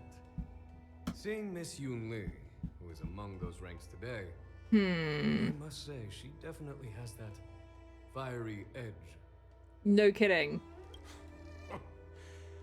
Such grandiose names. Some folks love to spin these fancy titles, trying to set the Cloud Knights apart. Yun Li is still just a young girl, a bit awkward and hot-tempered. So please forgive her if she's being rude. Well, everyone, Elder Huayan and I have some business to discuss. For now, Yang Qing. He's like, he doesn't even care. Jingwen, stand up for Yang Qing. I'll find another chance to talk with you all. Give I'd like sword to back. express my gratitude to the Astral Express for helping the Loufu during the crisis. That's so kind of you. I mean, you've already thanked us so many times. Please forgive me for coming at an inconvenient time. You needn't apologize, General Huayan. All right, Yun Li. Take this opportunity to clear things up with Yan Qing. He gets everyone else to sort things why change now. You're right. Yeah. It's better to make friends than enemies. But I won't be heading to the inn just yet. I want to visit Lingsha. She just arrived in the Loufu and could use some help settling in. Yang Qing, once you've helped our guests get settled, go to the Artisanship Commission for me. I've heard about the attack and the detainment of the IPC ship. Qingzu sent word that the IPC members are protesting and wish to have their cargo back. See if you can calm them down. Don't get aggressive. Just make it clear that the Xianzhou Loufu has no intention of violating their rights. I'm on it.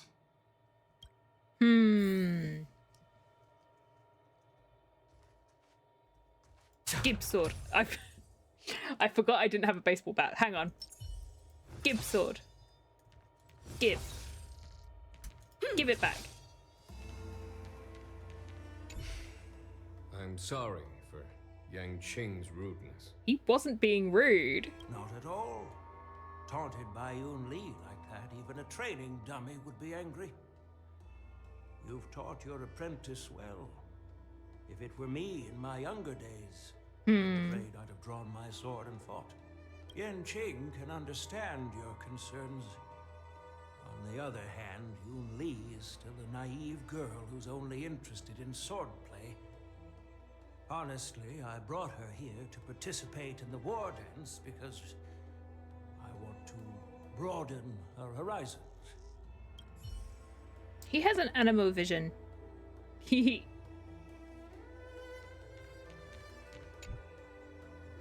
This trip is totally worth it. Compared to the Juming, the Loufu is so much livelier. Give sword. But it's a shame the Loufu sword masters don't seem that great.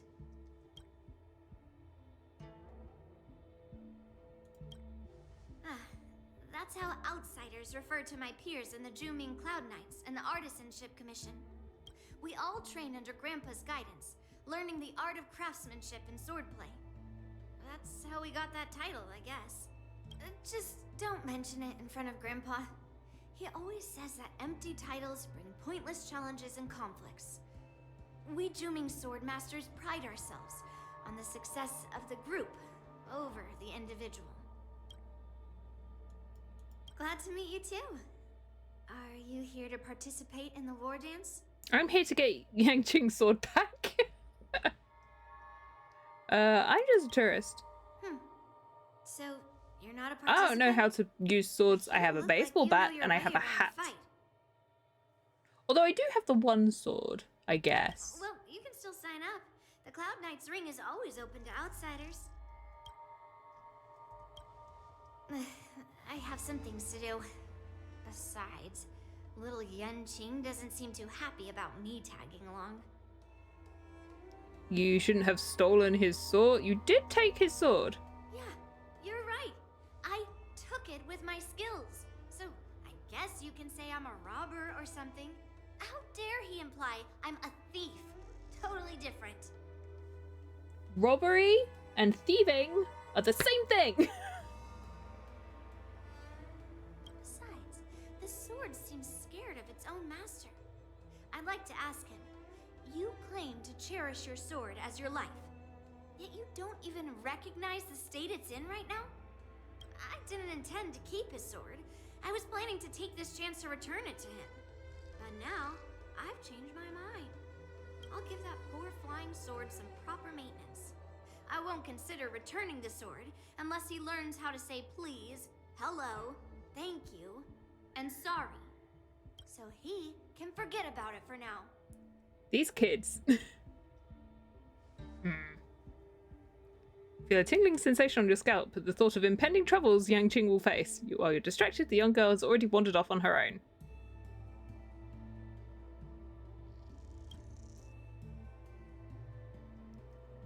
No, no, no, no, no. We're not. We're oh, there's two of him. Haha.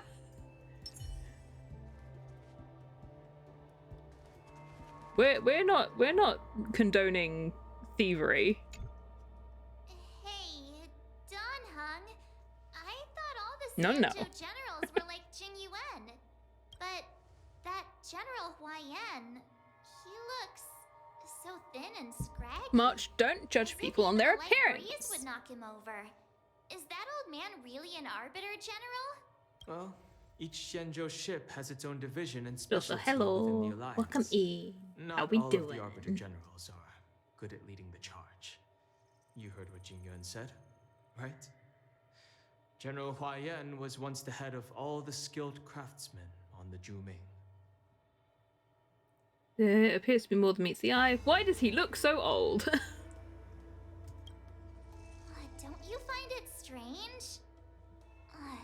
Do Xianzhou people They said that they're short life people as well as long life old people. on the Xianzhou ship?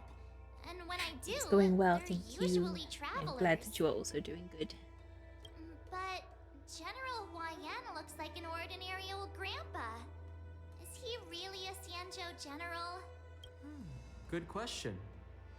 He's right there. So why don't you ask him yourself? Go down hung. Yes. Yeah, March. Hey, you want to know why someone looks old? Why don't you go and ask them to their face? Nah, I'd like to live a little longer. Are you sure? We should leave. General Jing Yuan asked Yan Qing to entertain us, so obviously, he has important matters to discuss. Let's not waste any time here. Also, Yang Qing's waiting for us. He's just standing there like an awkward little chicken. Come on then. This is the report Qing Zhu just sent me. Let me take a look. Looks like the general has given me a tough challenge. He wants me to try and help put the IPC's mind at ease. Well, it's not exactly a test. As Cloud Knight officers, we not only learn the art of war and martial arts, but also occasionally have to handle diplomatic disputes. It's just, you know, talking things out isn't as straightforward as duking it out with weapons on the battlefield. This is especially true when you're up against the IPC, with their non-stop corporate babble. Well, let's not worry about that for now. Shall I take you to the inn? Okay. Let's go. It is the Loufu's honor to have you in attendance at the Wardance. Yet, the fact that a simple martial arts ceremony has attracted esteemed generals from the Zhu Ming and the Yao Qing implies intentions beyond mere spectating. Might there be any specific instructions from the Marshal? You're overthinking it, Jing Yuan. As I said, I'm here to broaden my granddaughter's horizons. I have no ulterior motives. However, I have no clue what the Yao Qing Arbiter General has in mind. Do you remember when you accepted this position? I told you that an Arbiter General's battlefield goes beyond the physical one. You'll need to lead and manage everything on the Xianzhou. The title of Arbiter General holds a weight far greater than its literal meaning. So many years have passed, and you've done well. However, longevity for the Xianzhou people can be a curse. Living too long means that every mistake you made will lurk in the shadows. And one day, they'll eventually catch up to you. The Marshal knows everything that has happened on the Loufu. As for the Merlin's Claw of the Yao Qing, she has come specifically for you. Speaking of which, why hasn't she arrived yet? They say the Merlin's Claw strikes like lightning. Being late isn't her style. That's not true, General Huaiyan. She's been here a while, but I'm sure you've heard of her unbridled nature. Ooh. As soon as she disembarked from the star skiff, she mentioned having something to attend to and simply disappeared. It's Moza. I have him. You must be the messengers from the Xianzhou Yao Qing, I assume. We are Jiaoqiu and Moza, retainers of the Merlin's Claw. It's an honor to meet you in person, Arbiter Generals. Now this is interesting. A guest who doesn't come to visit but sends a message instead. What does she mean? Tell me, what could be more important to her than coming here? Master heard about a spectacular view in Scale Gorge Waterscape. I believe she went there to enjoy it. A spectacular view? Did you hear We've got that, some more Genuine? foxy people. This person is being sarcastic. Please do not misunderstand me, General Huaiyan. I was simply stating the truth. Master thought it would be inappropriate to keep you waiting, so she sent us here. Once she's finished with admiring the scenery, she'll personally come and apologize to the both of you.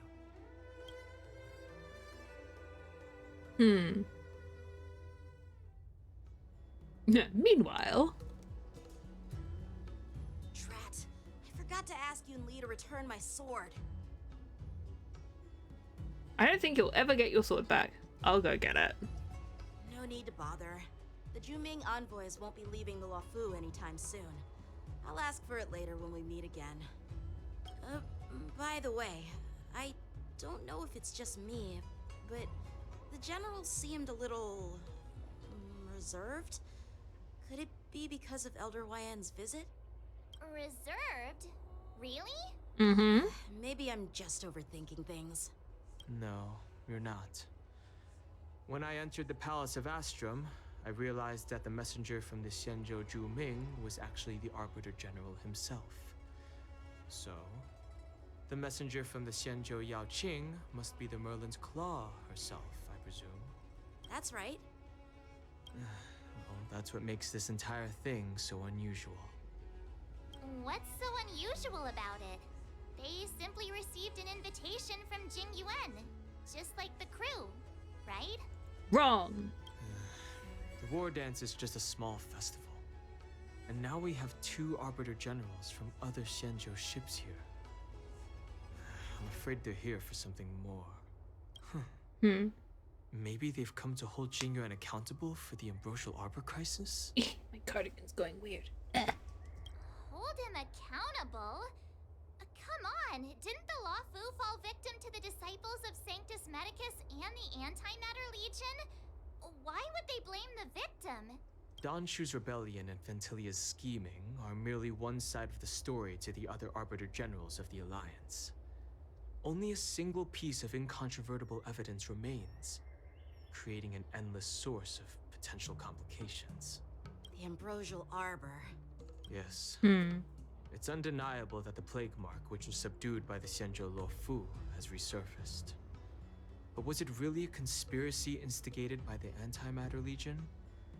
Or does it indicate a traitorous intent from within the Loufu, implicating Jing Yuan himself? Oh dear, so Jing Yuan's in trouble. Once the spark of suspicion is kindled, it proves hard to extinguish. No wonder we were called back for the ceremony. So we're here as a second pair of eyes. What was I thinking?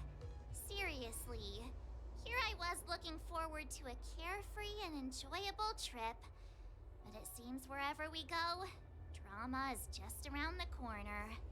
Aw, I was so excited. I thought those Arbiter Generals were just here to see the ceremony. By the way, I heard that an alchemist from the Juming diplomatic ship has arrived, and rumors say that she's to be the new Cauldron Master of the Alchemy Commission on the Loufu.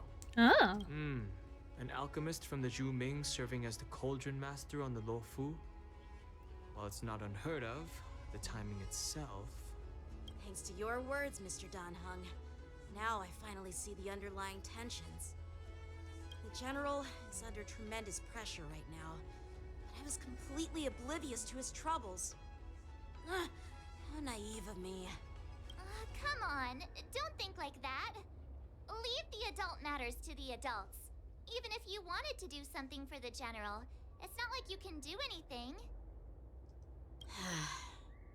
I kind of don't like that they treat him like he's a little kid. I'm like, yes, he's was he like considered a child, but it's really difficult when there's so many character models that are like the same but are like adults as his one when he's like a child.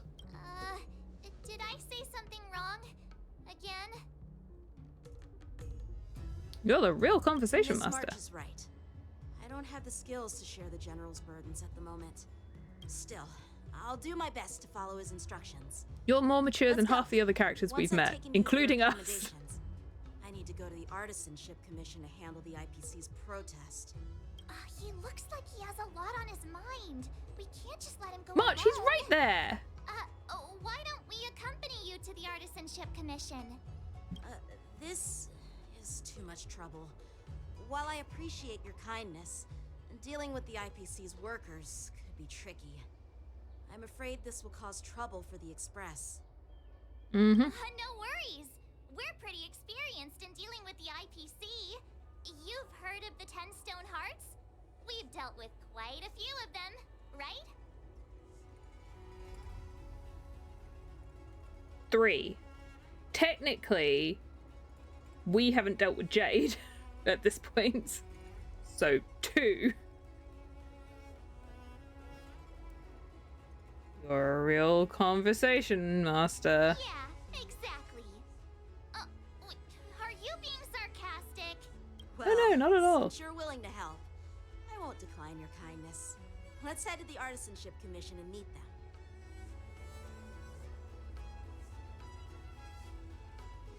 Seeing as Yanqing's the second strongest person on the Loufu, he's always positions taking on people who are just a bit too strong for him.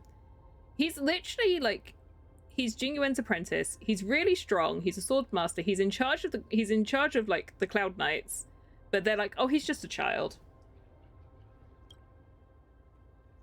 Like, literally, no.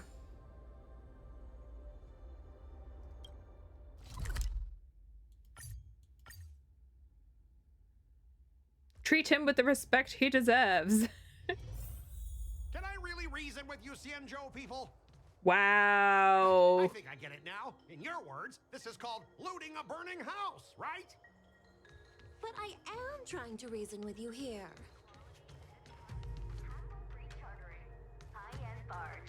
Is this the guy who I made bark like a dog again?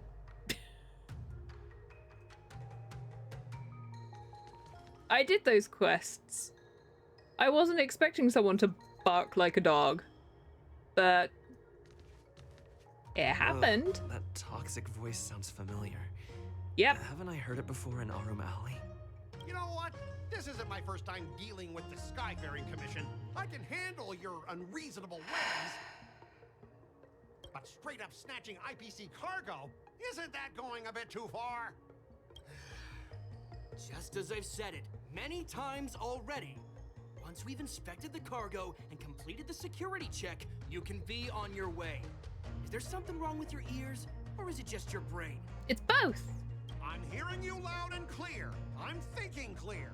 And my answer is crystal clear. Not a chance. Keep detaining my cargo and I'll file a complaint directly with your general. Did I hear a dog barking? You jerk! Who are you calling a dog? Wait, why are you here? Hello. Staying on the Xianzhou, are you? What terrible luck! Wherever you go, disasters aren't far behind. Aren't you the guest Rude. from the Astral Express? What brings you and Yanqing to the Artisanship Commission? We're here to help Yanqing sort out the trouble. Trouble caused by the IPC? I'd say it's caused by the Skyfaring Commission. You wanna go flying in the sky? Looks like you've met this IPC worker before. I'm not sure if that's a good or a bad thing. I was sent here to deal with the IPC protest, Miss Shikui. What's going on here? As you know, this IPC transport ship was attacked by the Borisin and rescued by the Juming's diplomatic ship. Then the Cloud Knights were instructed to bring it back to the dock for repairs and inspections. And this is Mr. Scott, the person in charge of this transport ship. I genuinely don't think this man should be in charge of anything. So, you're Scott. I've heard him mention you. Weren't you kicked off the Loufu before? Why did you come back? Like I wanted to come back.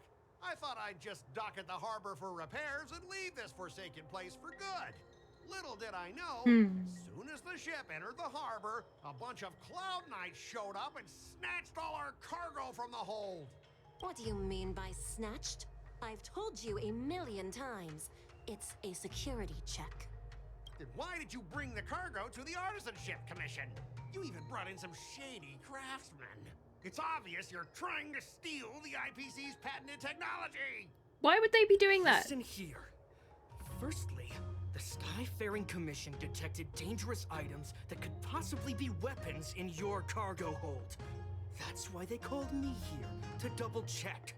Secondly, where the heck did you get the idea that I'm a shady craftsman? Even if there are dangerous items, what do they have to do with you? It's not even being shipped to the Loufu. We'll just fix the ship and be on our way. We won't unload our cargo here. But you'll have to stay in the port for several days before your ship is repaired and you can take off again. How can we just leave unchecked items sitting here? I understand, but we don't need to disassemble the cargo if it's just a security check, right? In most cases, we don't. However, our scans discovered that the cargo doesn't only contain machinery, but also some substance that resembles biological tissue. Biological tissue? They got people in boxes. Living things? Trafficking. I'm afraid we'll need to wait for the Alchemy Commission for further confirmation. In any case, according to our regulations, we need to unseal one of the crates for further examination. But this IPC specialist has been hindering us on the grounds of patent secrecy. The Alliance's regulations on biological products are very strict. Without further inspection, there is no way for the Skyfaring Commission to release the cargo. Do you have any bees or beekeeping equipment with you? Oh, really? Fine. If anyone lays a finger on that shipment, they'll have me to deal with. It doesn't matter if it's mechanical or biological. It's none of your business. I'm filing a complaint against the Skyfaring Commission's ridiculous regulations. Uh-huh. This Mr. Scott seems stubborn and difficult to persuade. Honestly, I really don't want to have a vicious confrontation with the IPC. I'm an expert negotiator. I heard how you helped Aramali. The IPC representative back then. He was Mr. really likes Scott, dealing right? with me. I think Since you I will dealt have with him the before, perfect chance. Looks like I'll have to rely on you again. What are you guys Do as we whispering say, about or you over have to there? or you have to Hurry up bark and like a give us dog our again. cargo.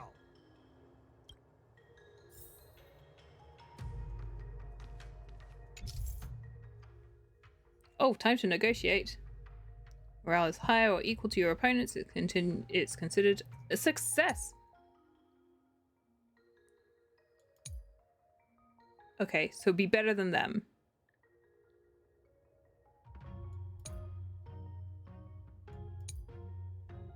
Okay. As I recall, this guy won't listen to reason and can only be persuaded with intimidation. But he does seem to follow rules to some extent. Let's use that against him. Speaking of regulations, we have our own laws and regulations too. According to Article 4 of the Cienjo Alliance IPC Trade Consensus, the Alliance and IPC shall never infringe on each other's intellectual property rights.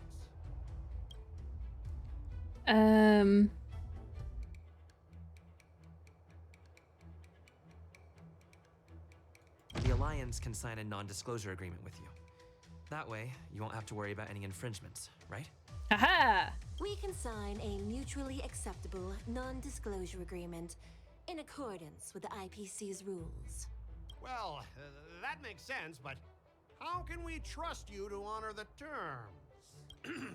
Even if we set aside the secrecy of intellectual property, these prototypes built by the Intelligentsia Guild are incredibly valuable, beyond your wildest imagination. If anything goes wrong, you won't be able to pay for it even with your lives. But we're time to resort to violence.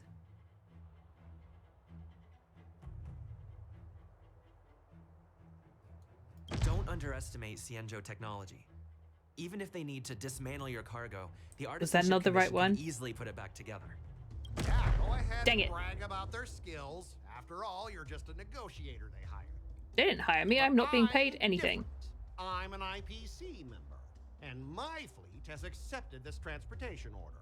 Naturally, Dang I it. need to be responsible for the integrity of every piece of cargo. Besides, the cargo on this transport vessel belongs to the Intelligentsia Guild. If you want to inspect the cargo, shouldn't you at least call in a member of the Intelligentsia Guild to be present?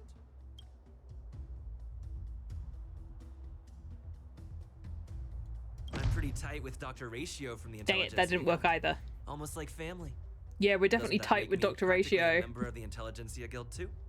What's all this nonsense? Dang it, it didn't work. Even if you were married to him, Oh. you still couldn't represent the Intelligentsia Guild. We both need to follow the regulations, because that's how the Dang it. IPC and the Cienjo operate, right? Guess we're gonna As have an to do this IPC again. worker, I have to abide by its regulations. If I make an exception and allow you to inspect the cargo, it'll spell disaster for me. Talk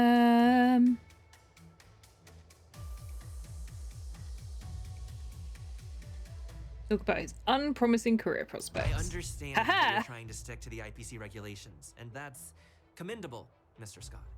But what you fail to see is that this argument is tarnishing the IPC's reputation on the Xianzhou.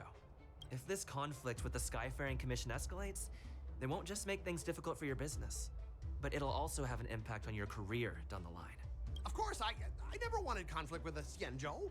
Of course not. That's why you're having this argument, right? The cargo and be done with it, but they just refuse to let us go.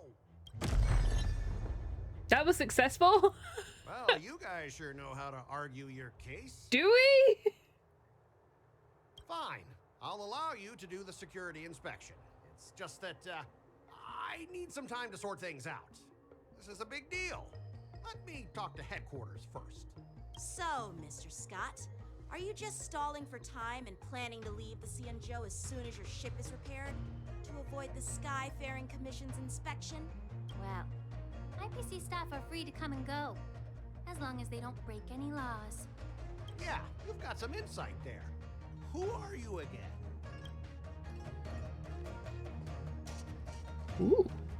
Allow me to introduce myself. I'm Lingsha, Cauldron Master and head of the Alchemy Commission on the Loufu. Could she be?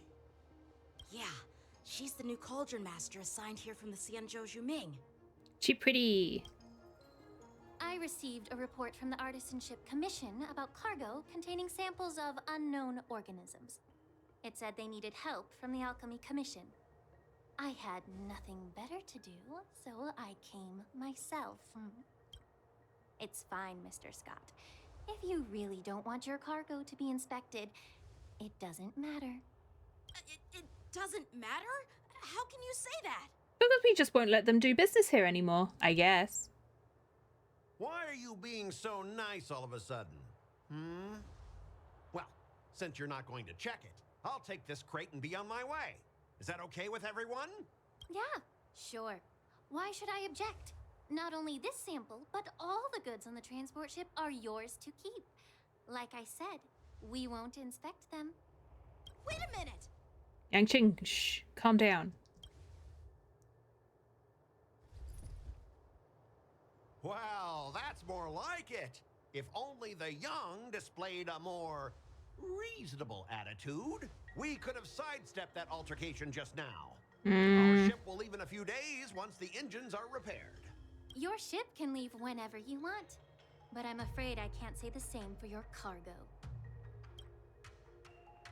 According to the import and export regulations signed between the Xianzhou and IPC, all biological shipments can only leave the port when they have confirmed to be of no threat, or when all biological activity expires. Since we can't determine if your shipment is safe for the environment, I guess we'll have to wait for its biological activity to expire. Let me check the previous cases. Normally, it'll only take around 47 star calendar years. Only 47 years? Only 47, we'll be fine. Why so surprised? You're still young and full of energy. I'm pretty sure you'll live a few more decades. Have some confidence in yourself. Ha! Typical She's of a spicy. long-life species. Your words are dripping with sarcasm. While you may not care about time, I do. I'll be demanding double compensation from the Skyfaring Commission for every minute wasted. Sure thing, Mr. Scott. You seem pretty confident that your career and life will last long enough to witness this victory unfold.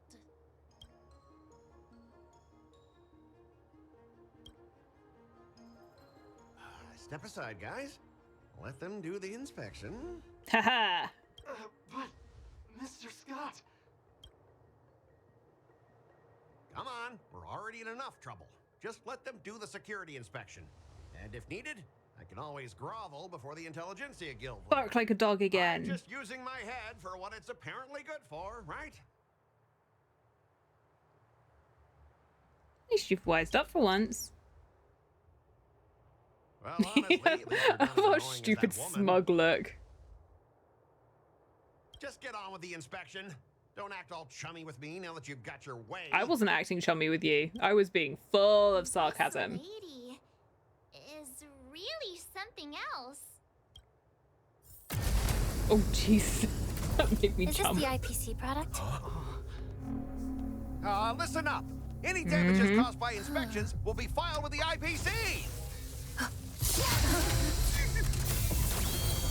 Oh! Turn it off. This seems fine.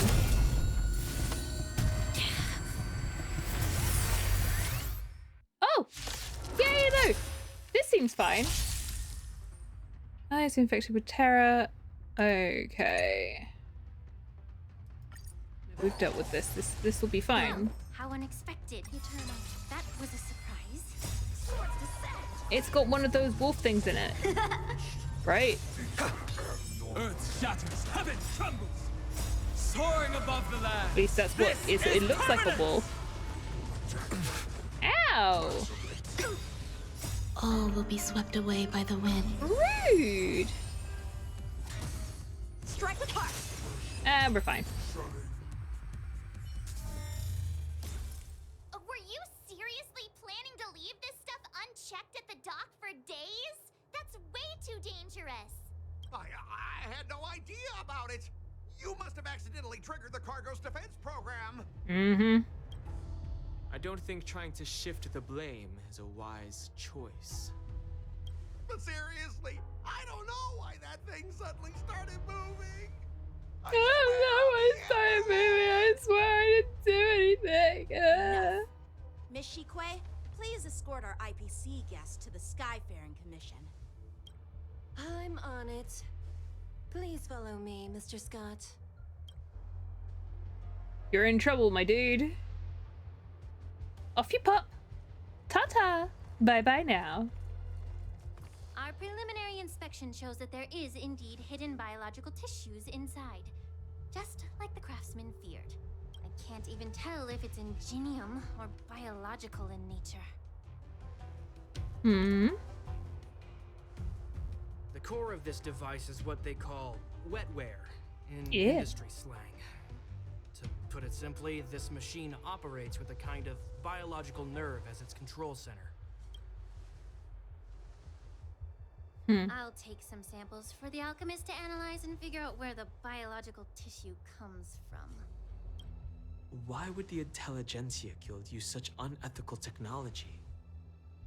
Perhaps they're trying to create a new weapon? Whatever the reason is, it's probably why the Borison attacked the ship. No wonder the IPC were trying to obstruct our inspection. I'll contact the Ten Lords Commission and ask the judges to come and give their final verdict on this. According to our rules, all prisoners and weapons involving dangerous creatures must be taken to the shackling prison for further sentencing. After all, it's the safest place on the Loufu. That's impending doom right there. As for you, It's Mr. so safe Craftsman, there. Please go with the Cloud Knights and explain the situation to the judge. Everyone disperses and goes on their way. I had a feeling that the IPC members would cause trouble, but I didn't think they'd be this tricky. Thanks for your help, Miss Linksha. I should thank you for saving my life. Your sword skills were impressive. Taking down that big guy. You're I thought welcome. The General's retainers were all burly martial masters. I didn't expect Yenching to be so... Young, cute, or miniature? He's just a wee lad. Let's go with young. Exactly. He's young and talented. As for you, you must be the guests from the Astral Express, right? We can tell because you dress Saving differently the from Loufu everyone a else. crisis. It's so impressive. It wasn't a big deal. Really. Mhm. It's still early. So why don't we get some tea at the Alchemy Commission? We can discuss your suggestions for revitalizing the commission. I'd be happy to accept your invitation. And you three are coming too, right? Or else. Nothing she says is up for discussion. It's you're doing what she says. Whoa. Whoa. Big. Nothing to see here. These machines are to be shut down. Keep your distance until then. Uh-huh.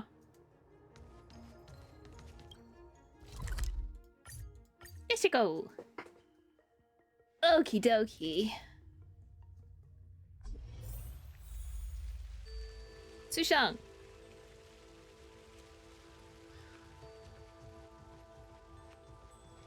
Hello. Hey! You're back. Why didn't you say anything in the group chat? I'm on duty. Let's catch up later. Pull a funny face at her. Okay. Yeah, see you later. Stop hanging around here and find something better to do. Once I'm done in a few days. A few days? I'll go away in Wawa, and let's grab a meal at Aurum Alley. It's been ages since we hung out. Goodbye. Bye, Sushang. Few days? I'm here to pay my respects to the new cauldron master. All these years, and the view of the Alchemy Commission hasn't changed a bit. The tides come and go, but the ancient sea remains the same. For us Vidyadhara, there's nothing more nostalgic than our homeland. You're a Loufu native, Miss Lingsha? Yes, I grew up here, listening to the sound of waves while researching prescriptions with my mentors and peers at the Alchemy Commission. It's kind of sad, isn't it? Everything changes, but somehow remains familiar. Just like you, Don Hung, I traveled far from home, and now I've returned. Seeing the familiar scenery brings back a hint of nostalgia. The view here would be even better without the ambrosial arbor. Oh, really? I think that towering tree looks pretty impressive. Even if it's impressive, it's a plague mark. The Xianzhou have been fighting abominations for thousands of years. And now that the ambrosial arbor has been reborn, it's only natural for everyone to feel uneasy. Well, once a seed is planted, no matter how long it takes, it'll eventually sprout and bear fruit, in my humble opinion. The rebirth of the ambrosial arbor and the resurgence of the disciples of Sanctus Medicus were inevitable. The seed was already planted when the ancestors of the Xianzhou sought immortality. Another version of Sushang, preferably a bit smarter. She's just always had to do sword training. Nothing else has ever mattered in her life, so she's always a bit taken off guard, maybe? Just feel a little bit naive. I like her though, she's sweet. So there's such a serious topic. Can't make these wild speculations about these things. Thought we were here to have some tea. Where's the tea? You want her chicken as a 5-star? Yeah. My bad. Well, since you went through the entire Ambrosial Arbor crisis firsthand, Dan Hung and Lieutenant Yan Qing, I'd like to discuss something with you. What would you like to discuss, Miss Lingsha? I was lucky enough to be chosen by the Alliance to come in and clean up all the old grime in the Alchemy Commission. Honestly, the Alchemy Commission is riddled with problems and has reached a point where fixing it seems impossible. I'm looking to remedy this problem, but was wondering if you could provide any insights. Well, even though I'm a Vidyadharan like you, I'm an outsider, just like my companions here. I can't really say much about a remedy, but I do have a piece of advice, Miss Lingsha. The Vidyadhara and the Alchemy Commission on the Loufu have always been intricately connected. If you cannot distance yourself from these ties, Miss Lingsha, changing the situation within the Alchemy Commission may be quite challenging. I may not know about politics, but I do know that the disciples of Sanctus Medicus have been operating within the Alchemy Commission for years. If you're determined to root them out, maybe you should discuss it with the General. Phoenix would be an amazing 5-star, unironically. Really would. It'd be really fun. Insights. While the Lux Arrow from the Rainbow possesses unparalleled power to sever the Ambrosial Arbor, It can't sever mortals' desire to prolong their existence. Just like how the Cloud Knights can eliminate the remnants of the disciples of Sanctus Medicus, but are unable to calm the hearts and minds of the people within the Alchemy Commission. Our Xianzhou forebears knew this well, and that's why they entrusted the duty of guarding the roots of the arbor to the Vidyadhara. However, the Vidyadhara are still only mortal beings. 30 years ago, my mentor served as Alchemy Commission's Cauldron Master. She recognized the emerging undercurrents and sought to cleanse the source of the disturbance. Unfortunately, even though she was skilled in the art of healing, she didn't understand the human heart or how to eliminate the sickness lurking within the depths of the Alchemy Commission. In the end, she was framed and exiled to the Juming. I was also implicated and had to leave the Loufu. Huh. And guess who arbitrated the case and handed down the sentence? None other than General Jing Yuan himself. What? You heard it right. The ones responsible for the corruption in the Alchemy Commission are not just the remnants of the disciples of Sanctus Medicus, but even the Divine Foresight himself.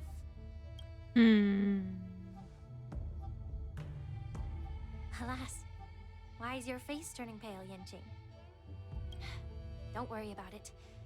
I understand that when someone holds a position of power, they may sometimes have to make tough decisions. I won't hold any personal grudges against him. Besides, at our age, holding personal grudges is a luxury we can't afford. Lingsha, you're back! Why? Question mark, question mark. It's obvious who she is.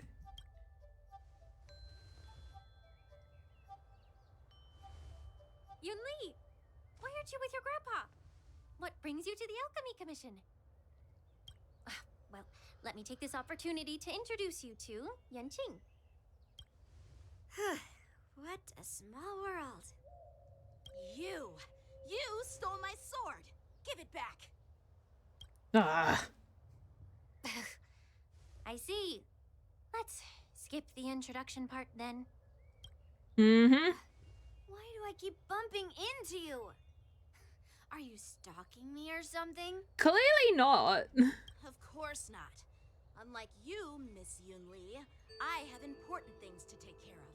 You, on the other hand, seem to have all the time in the world to wander around without returning my sword. Grandpa used to say that a sword reflects its master. I talked to your sword, and it told me that you've been distracted. You hesitate when you should strike, and you struggle to stay calm when your sword is unsheathed. Now that I see you again, I realize your sword was right. It wasn't me who took your sword. It was you who lost focus. No, you took the sword. Do you really expect me to believe that nonsense? I've been taking it easy on you because you're a guest from the Juming, but you're not taking the hint. Don't people from the Juming know you're supposed to return what you've borrowed? Just look at this flying sword. Even if I gave it back to you now, it'd just be taken away again in a few hours. You know the Cloud Knight saying, a Cloud Knight must never let slip their weapon. Yes? Well, sure, I can give it back to you now, but on the battlefield, that's a whole different story. Poor flying sword. Fine! You don't have to give it back, because I'll take it back myself! Oh, to be young at the whim of impulse. Is this the Wardance? Between these two, who do you think is tougher, Dan Heng? Don't get me wrong. I'm just curious. Get ready to separate them.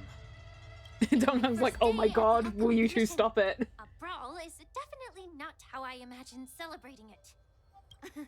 Well, since you don't approve, I won't draw my sword here. I didn't mean it in that way. Since you've already drawn your swords, you'd be disappointed if you didn't get to test one another, right? I've received reports that the delves near the Alchemy Commission are still infested with abominations. Seems like my predecessors left quite a mess. So, if you two want to determine who's better, why not focus on them instead of each other? She's like, please stop fighting. I'm trying to set a good impression. Clearing out some abominations? Sounds boring. It's the Cloud Knight's duty to eliminate those abominations. You don't have to ask me twice, Miss Lingsha. I'll help you get rid of them. Oh, you think you're the only one who knows how to behave? If Lingsha needs anything, I'll gladly draw my sword and help her out. See, now I understand why he's called a child. It's so hard These kids. to see both of you being so sweet and caring. Oh yeah. So then, shall we get going? Okay, let's go. I guess. Ever since the disciples of Sanctus We took Medicus 3 were steps. eradicated, their experimental abominations have been festering here. If you want a contest, I'll be the referee. The one who kills the most abominations within 15 minutes wins. 15 minutes? As always, you're still an expert in making unpaid work sound so noble and grand. It's for your own good, little Yunli. While you desire to compete against each other, I don't want to see either of you getting hurt. That's really thoughtful of you, Cauldron Master. So, are you both ready? Off we pop. What do you mean Yang Qing's joined the party? He was already on the party. Ugh. Looks like my predecessors left quite a mess. Let me say it again. The one who kills them will be careful when you draw your swords, and make sure you don't hurt each other. Okay. Can we start now, Lingsha? There's more to life. Oh, I have to do this myself. Existence is unity. Time for swordplay. Blade and flight. I didn't expect someone who can't even hold on to his sword to actually have some skill. Rude. My purpose is to mountains roar, dragon rise!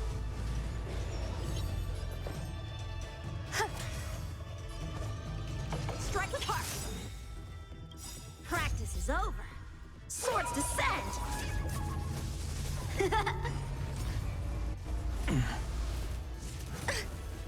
Take your positions. Dreams do come true. The mood is set, Jim. Let the show begin! Ay, ay, ay. My strength isn't what it was.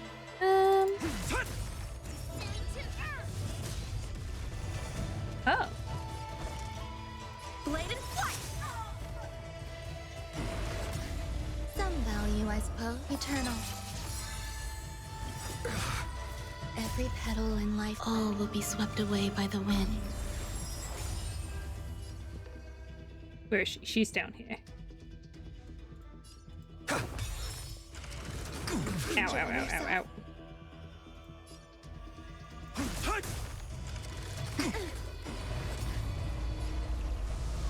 Strike with heart.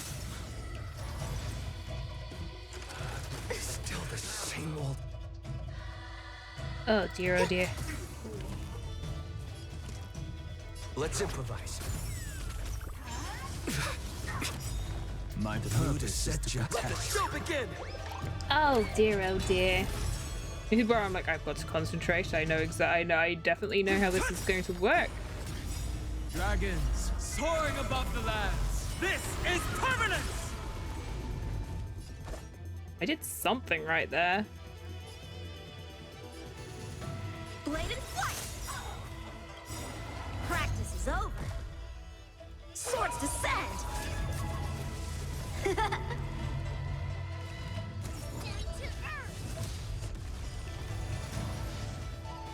Do we really have to keep doing this? But oh, can I just keep going now? Hooray! They can just do this now. It's fine. Mountains roar, dragons rise. Strike with heart. Existence is unity. All will be swept away by the wind. Blade and flight. We win. I win, Miss Yunli. Wonder what happens if you lose that. You got lucky. Why don't you just give me back my sword, sincerely apologize, and then go cry No, your Yang eyes Qing, out you to didn't your have to put in the grandpa? last bit. Consider yourself lucky that I'm not not interested in your rusty sword, as I don't have the nasty habit of snatching other people's weapons. All you did was chop down a few monsters. Don't get carried away with yourself. Mm-hmm. If you think you can just take this sword from my hand, go ahead and try. Why are we still doing this?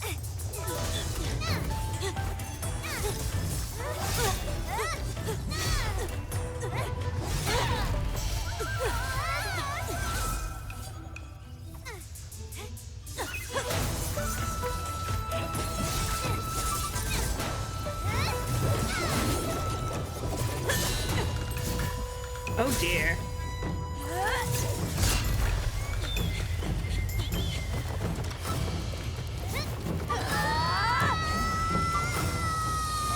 Ooh. Ooh. Well fought, my young friends. Hello, nimble Foxian lady, who I assume is the other general. Do all of the generals have white hair? However, both of you have shortcomings. One of you focuses on dodging and weaving, while the other relies on brute strength, trying to take down targets with a single strike. Both of your tactics and techniques are lacking. She cool looking. Who are you? Me? I'm just a patient seeking medicine from the Alchemy Commission. A passerby, if you will. Uh-huh. Yes, definitely a passerby with no intention of interfering whatsoever. Yet here I am, able to witness a remarkable fight at the Alchemy Commission, of all places. Well, the Loufu is never short of surprises. However, I have a small suggestion for you. Why don't you settle this dispute fair and square in the Wardance's ring? That way, you can resolve your differences with a proper duel and put your grudges behind you. Grudges? No, not at all. Yunli and I, we were just sparring. Uh-huh. Sparring? You summoned your flying swords and she swung her sword with full strength. No grudges between you. I don't believe it. Aha! What brings you here, Lady Fei Xiao? Have you finished your health consultation with the Dragon Lady? Fei Xiao? Grandpa always talks about you. Could it be that you're... The Merlin's Claw of the Xianzhou Yaoqing? How wowee! Who knew that she would be important? Looks like I'm quite famous on the Xianzhou Loufu, too. Of course. Everyone has heard of the Vanquishing General. Known to all and unbeknown to none. Vanquishing General? Isn't that title a bit too narcissistic? I don't like it. She pretty though, and cool. She cool looking. I heard there's a dozing general on the Loufu, so I came up with a humble nickname for myself. The Lacking General. Lacking in She's worries, definitely regrets, very and humble. praise. Mm-hmm. Sounds much better, right? Yeah, that's a befitting title that sounds both humble and impressive. It sounds humble, but isn't at Now all. that the sparring session is over, Yanqing and Yunli, shouldn't you politely thank General Fei Xiao for her guidance and bury the hatchet? Give back sword. Here's your sword. Keep it safe. Or it might get taken away again. By the way, we haven't settled the score yet. Yes, that definitely seems very, very next time we fight. calm and definitely like we've solved everything. This is how she apologizes? Now that I finally got my sword back, I should report to the seat of divine foresight. I'll take my leave, General Fei Xiao.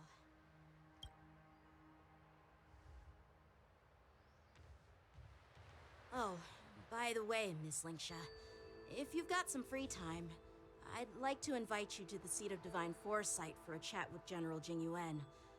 I think there's more to those personal grudges you mentioned earlier.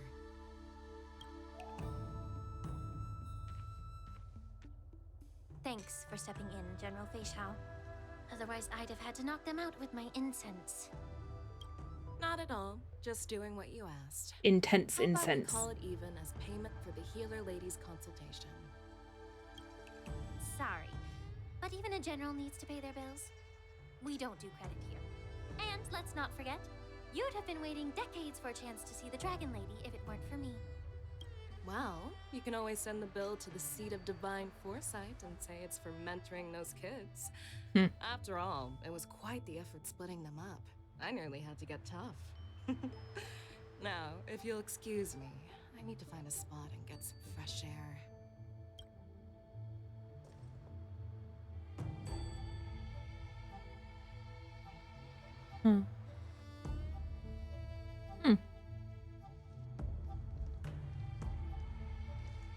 She doesn't have a tail. You've met with Jing Yuan and wandered around for a few hours.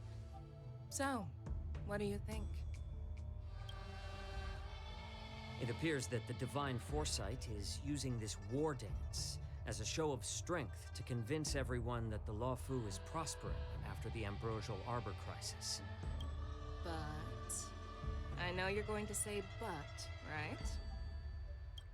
But the influx of people attending the Wardance is like a breeding ground for I like his disorder color and palette. rumors. It's really satisfying to look One at. wrong move, and the Loufu could be in a world of chaos. Design brain Hannah is like, yes, you are nice to look at. Continue. The Cloud Knights on the streets remain vigilant. So at the very least, General Jing Yuan is aware of this. As for other matters, I'm unable to say. I'd prefer to be excused from future meetings with generals. I'm just a military healer. And now all of a sudden I'm thrust onto the center stage having cordial chats with two generals? Mm-hmm. My work doesn't lend itself to being in the limelight either. Just stop whining. At least you're in one piece, right? Before getting in touch with General Jing Yuan, I wanted to put aside my assumptions and see his momentum. That includes the overall bearing of the Cloud Knights on the street, what people are saying, and how those close to him behave. The might of an army dwells not within its pawns, but within the force of its collective momentum. Recognizing this fact reveals the true measure of power. Thanks for enlightening me, General. A perfectly clear statement. This is a team made of sarcasm. Thanks to your translation. You've made me lose where I was now. Anyway, this is how I operate in battle, so you might as well get used to it. Okie Are dokie. you treating General Jingyuan as your enemy? The longest-serving general of the Xianzhou Loufu. Do you think he'd have only a few enemies? By the way, General, you met the healer lady, yes? Could you show me the medicine she prescribed you? Well, the healer lady couldn't do anything about my condition. She just told me to enjoy some tasty food. Huh.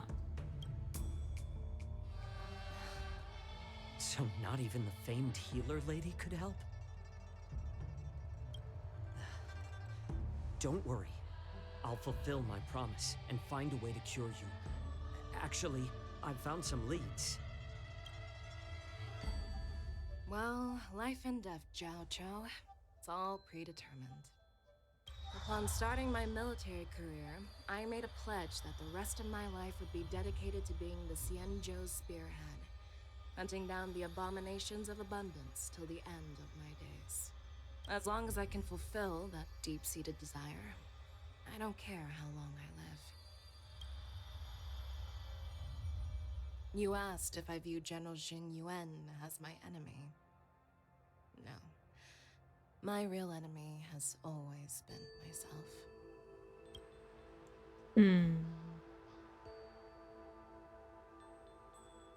Enjoy some tasty food. So, what's for dinner tonight? He's so intense when he's just like, what food can have? Jeez. You really know how to read the room, don't you? Uh-huh. You guys figure it out for yourselves. I'm due to catch up with an old war friend I've not seen for quite a long time. Meanwhile, back with Jingyuan. Hey! Was that the Yaoqing general who just dropped in out of nowhere? Oh, she's so awesome. I mean, when you Stop drooling, March. massive sword, she just casually blocked her attack with ease. Mine too. Yeah. But to go up against Yun Li is quite impressive, you know? Everyone underestimates this poor boy. It almost makes me want to learn Xianzhou swordplay. You think so too, right? Please don't learn swordplay, March.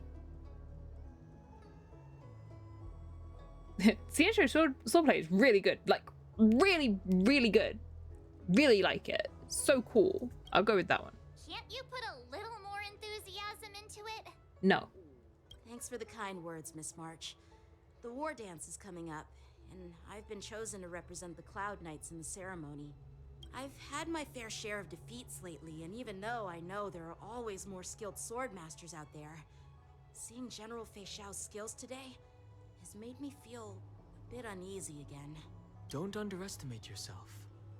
After all, generals won't fight in the ring during the war dance. Just remember the state of mind you had when you single-handedly took on me and Blade, putting life and death aside. With that mindset, Dunhung's just like, don't forget that when you took on me and Blade, and we're both blatantly stronger than you are. I see. Oh yeah. Thanks for the advice, Master Dunhung. By the way, now that today's events are over, General Jingyuan wants to invite all of you to the Seat of Divine Foresight. He has something important to discuss. Oh? I bet it's about how to deal with the generals from the Yaoqing and the Juming. I really don't want to get caught up in grown-up games so soon. I just hope Generals Fei Xiao and Huaiyan can see the truth. We don't need any more chaos on the Loufu before the war dance. Yeah. Okay. I got achievements.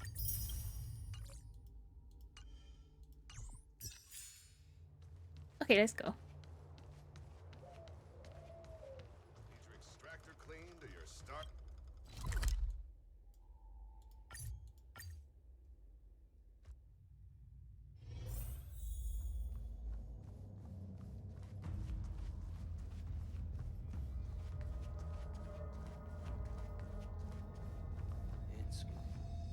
Hello? Earlier at the Palace of Astral, I introduced these guests from the Astral Express to you, Elder Huayan. But with all the people around, we only exchanged pleasantries. Now, I'd like to officially introduce them to you. Oops. These three braved great dangers, accompanying me to perilous places, defeating the chief culprit Vantilia, and uncovering the conspiracies of the disciples of Sanctus Medicus. If you wish to know more, please, feel free to ask us. Well, I skimmed through the reports about the Arbor's rebirth from the Master Diviner Fu Xuan. She's been summoned to the Yu Chui for questioning. There are a lot of doubts within the Alliance about this whole situation. But despite all that, I believe in you. Well, thank you. Since you joined the ranks, you have repeatedly achieved remarkable feats. After the High Cloud Quintet each went their separate ways, despite the many criticisms within the Alliance, the Marshals still stood firm against the dissenting voices and entrusted the Loufu to you. Over the years, you've served the Alliance with loyalty and wisdom. You've taken down abominations in Thalassa, rescued the Xianzhou Yu Chui from a siege, and destroyed the demonic planet summoned by the denizens of abundance. I still remember those battles vividly. There are fools who doubt your loyalty. They're happy to see the divine foresight fail because it gives them some kind of sick satisfaction. They haven't achieved anything of their own, so they feed off the failures of others. But I've seen enough failures in my time, and I want to believe that your loyalty has never wavered. So, General Fei Xiao of the Yaoqing is the only one investigating the Ambrosial Arbor crisis on behalf of the Alliance? No. I am too. Hello. This old man's words always catch me off guard. The Marshal ordered me to come to the Xianzhou Loufu, but the document only says, attend the Wardance and listen to Fei Xiao's questioning. What does that mean? Do we need to step aside? No need for that. You're all important witnesses. The Marshal is well aware of Jing Yuan's purpose in holding the ceremony, and understands the situation he is facing. She mentioned it because she believes both issues are important. Thanks for your kindness and sincerity, Elder Huayan. But is it appropriate to tell everyone here about the Marshal's orders?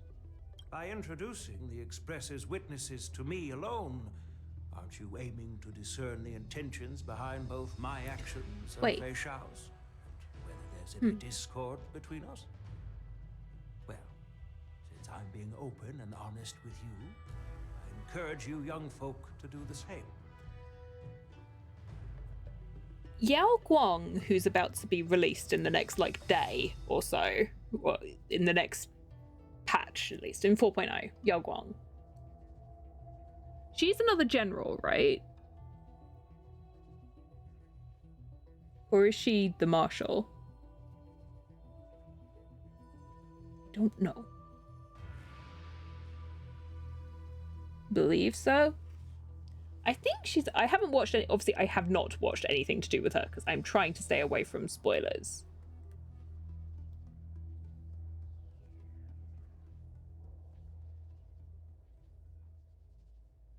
What does it say?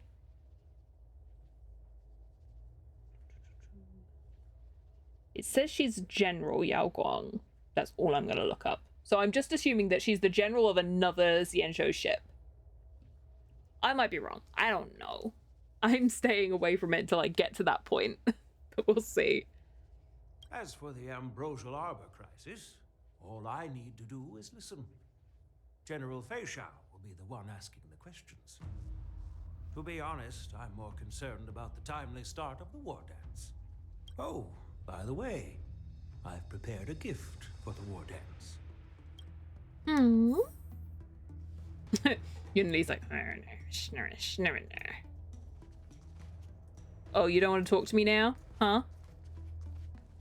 No one wants to talk to me. Okay. Yes, it's this case right here.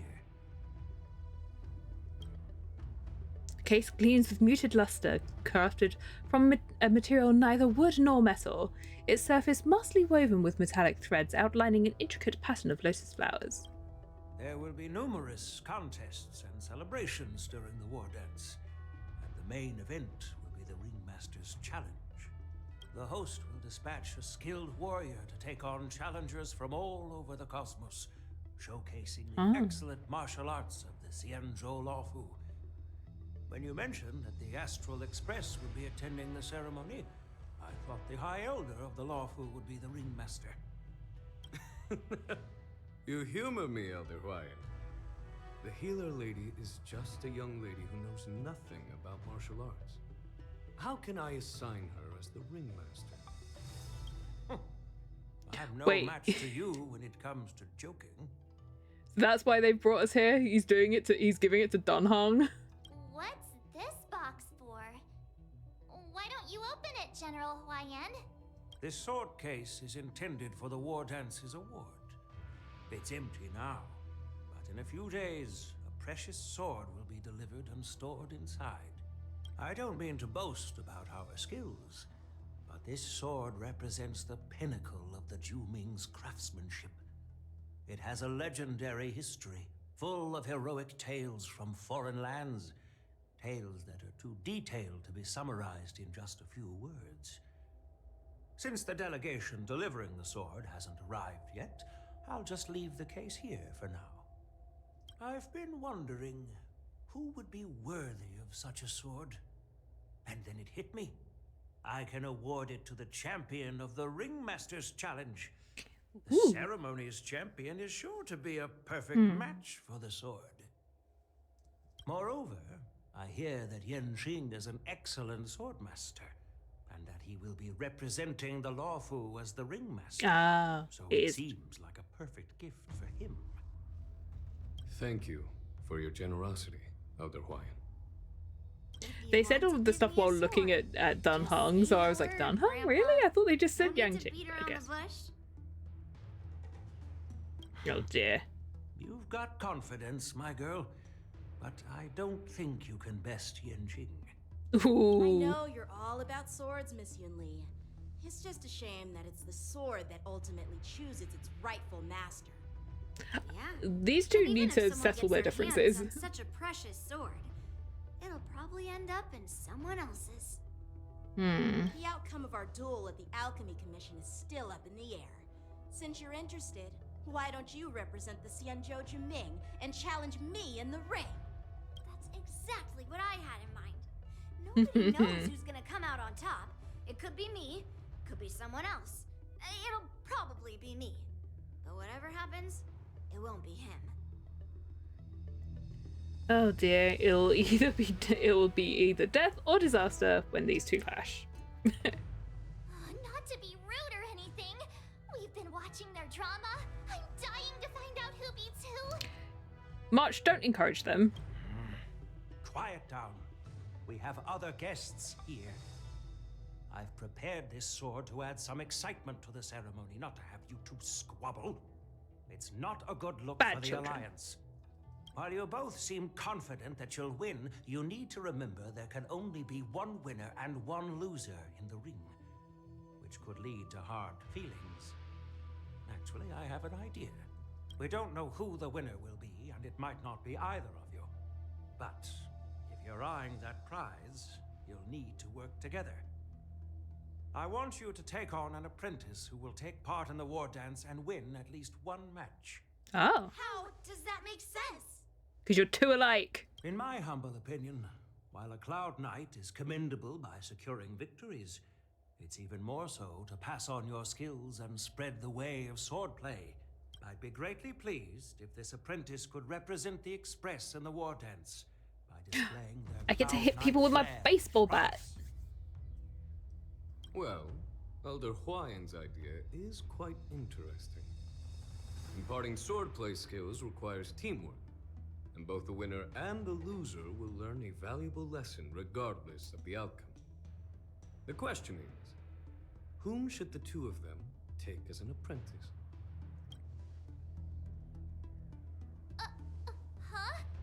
Huh? Pom Pom, yeah.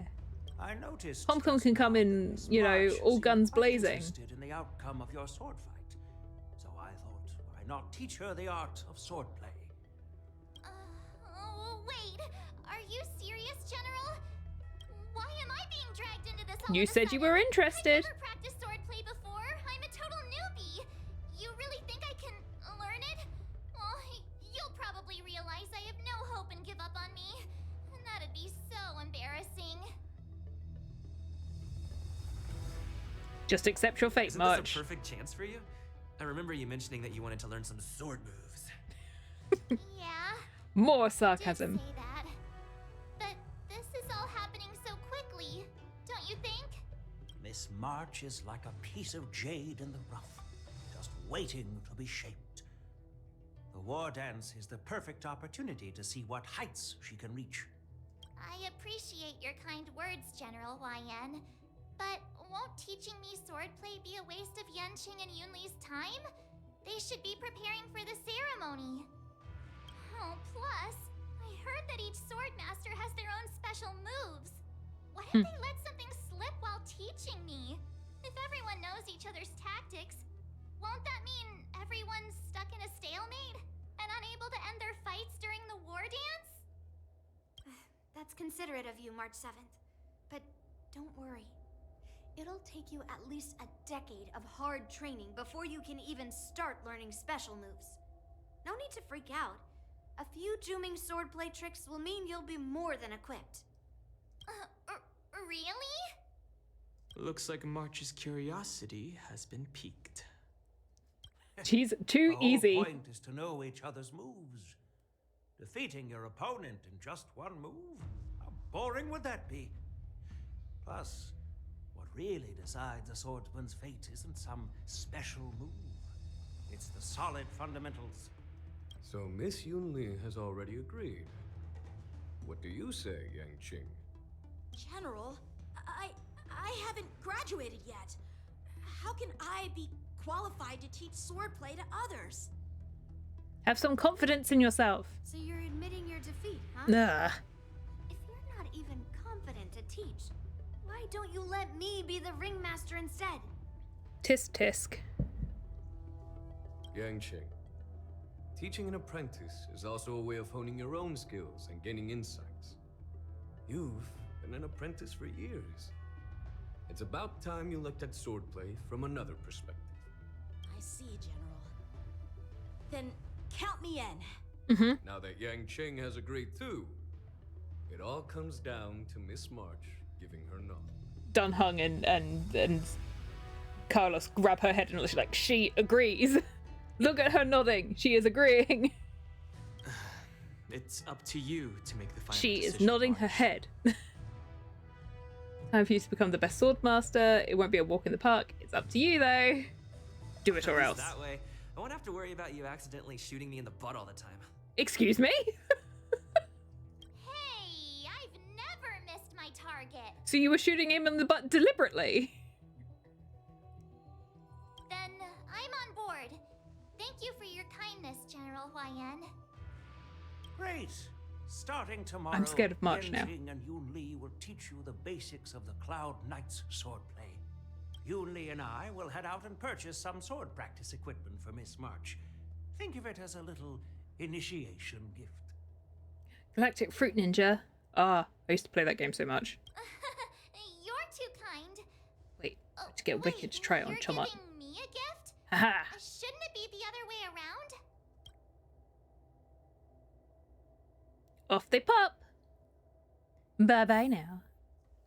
General Huayan's gone. Wait, why does something feel off about what we talked about? Whatever do you mean? I think we strayed off topic. How did things even get to this point? I don't know. Yeah, I brought you here because the General said he had some important matters to discuss. But how in the world did Yun Li and I suddenly become Miss March's swordplay mentors? Because General Huayan wants us to stick around on the Loufu for some time. Uh-huh. Well, we've got weeks until the From ceremony. his point of view, we're no different from all the other tourists who may leave at any time. Since the crew's actions were mentioned in the Loufu's operations log that was given to the Alliance, he probably wants to see firsthand if we're as capable as to report claims, or if we're just some made-up excuse to save face. And he wants to see it for himself during the Wardance, which is why he even dragged Yun Li into this. What began as a simple contest between two sword masters has now evolved into you two collaborating to mentor March. Elder Huayan is still that tricky general who likes to give everyone a headache. Uh-huh. My apologies. Truth be told, I invited all of you to the ceremony because I wished for you to act as my witnesses. I apologize for not disclosing this information earlier. In the coming weeks, I'll also invite all of you to a meeting with General Fei Shao, where you may need to answer her questions and clear up any doubts she might have. So please, be prepared for the meeting. You got it. Maybe we should leave. Don't worry, General. No matter what happens, I'm prepared to stay here as the Express's witness and answer any questions. Don Hung, you weren't there for half of what happened. You just turned up at the end. Thank you, everyone. You were running around with Sushang and Locha with Jingliu in a coffin for half the time. General, know there isn't much I can do to share your burden, but... As the Loufu Ringmaster, I won't let anyone defeat me in the Wardance. I know. Aww. Look at him being a supportive dad. Good job, Yang Jing. Huh. The illustrious Merlin's Claw waiting for me. That's where Yukong and went. For so long, too. It's quite an honor. It's been a while, General Fei Shao. It's been 30 years since we last saw each other. Right, Yukong? Yes. Back then, you were the vanguard of the Yao Qing's Verdant Knights. And I was a pilot of the Loufu's Rainbow Fall Fleet. Who would have thought that upon meeting again, you'd be a general, and I'd have given up flying. Really does feel like a lifetime ago. Well, I wouldn't say I haven't seen you in 30 years. After all, your great victories are announced through the Yellow Bell resonance system every day. So I'm well aware of your great feats. How's your health holding up? Still stable, I suppose. Do you still remember the medic who saved me in battle? That healer with the odd name and peculiar temperament. What was his name again? Was it Pichu? Or He's a Pokemon. He's Pichu. He's just a baby. Jiao Cho. He's been my retainer and personal healer, delegated by the Alchemy Commission from the Xianzhou Yao Qing. Over the years, he's dedicated himself to managing my condition. It's thanks to him that I'm still in good health today. He's Chow Chow Chauncey. No, he's Pichu. Given my background, I'm happy to have made it this far. I'm relieved to know that you're safe and sound. Well then, since you and Elder Huayan are here, I imagine you must have received orders from the Marshal? As your friend, may I ask how the Alliance intends to punish the General of the Loufu? The Arbor's rebirth has frightened the elders who lurk behind the scenes. They fear the resurgence of abominations, much like what happened 30 years ago. Although the report from the Loufu explained all the details, we don't know if the Ruin Legion really invaded, or how exactly the Stellaron Hunters and the Astral Express became involved. This puzzle has many missing pieces. As you know, the fugitive Jing Liu, who mysteriously disappeared many years ago, has resurfaced. This time, she has brought along an outworlder and a coffin, claiming to offer the Marshal a method to fight against the Eons. I wonder if they say this bit if you haven't done their quest. The Loufu Preceptor has also leveled accusations against Jing Yuan for neglecting the Alliance's principles. She asserts that Jing Yuan enabled the exiled Imbibitor Lunae to re-enter the Loufu, thereby unlocking the lunarescent depths within Scale Gorge waterscape, which in turn disrupted the Vidyadhara's dutiful watch over the Ambrosial Arbor. It is for these reasons that I have come here to the Loufu today. Well, duty calls. Perhaps I shouldn't have mentioned all of this to an uninvolved person, but since we once fought together, I didn't want to keep you in the dark. Perhaps pretending you didn't hear any of this would be for the best. I understand. I'm sorry. I was out of line. I know I shouldn't be defending General Jing Yuan right now, but... well, you know how I am. The Loufu has enjoyed centuries of stability since the end of the sedition of Imbibitor Lunae, much of which can be attributed to General Jing Yuan's masterful strategizing. Unfortunately, for a long-life species, enduring through the ages always culminates in a failure that undoes all previous achievements. A moment that our adversaries relish. That's true. And that's why I'm also here for another purpose. To visit Hulei. Hulei? You mean that Hulei? The Borisin Warhead? The same Hulei who has been imprisoned in the Shackling prison for over 7 centuries? Angry Wolf. The nemesis of the Foxians who will never be forgiven and shall be imprisoned until the end of the cosmos. I can't quite remember the exact wording, but yes, the very same Hule. Usually, only emissaries from the Xianzhou Yaoqing Skyfaring Commission visit him once every century. Why do you have to visit him now, of all times? The Foxians and the Alliance made a pact to combat the abominations, aiming to achieve justice and free their kin. That werewolf monster is to be forever imprisoned in the dark recesses of the Shackling prison, facing unending retribution. Given the situation on the Loufu, those on the Yaoqing are concerned about Hule's imprisonment. I'm afraid that the routine visit every century is no longer sufficient to ease their concerns. That's why I was sent here, to reassure them. It's all bad news. Well, not everything. There might be a silver lining. Oh, by the way, I found some clues about the thing you asked for. Tell me more. The Verdant Knights followed the route you mentioned and discovered the wreckage of the Whistling Flame ship. Unfortunately, there were no survivors and no cargo. However, someone had already been on the scene before we arrived. Our people? Or someone from the IPC? No, neither. Oh, for goodness sake. Have you heard of a person named Ron May? Where's the Genius Society always lurking around the corner? Tisk, tisk, tisk. After a day of running around, you finally arrive at Petrichor. Time for a rest.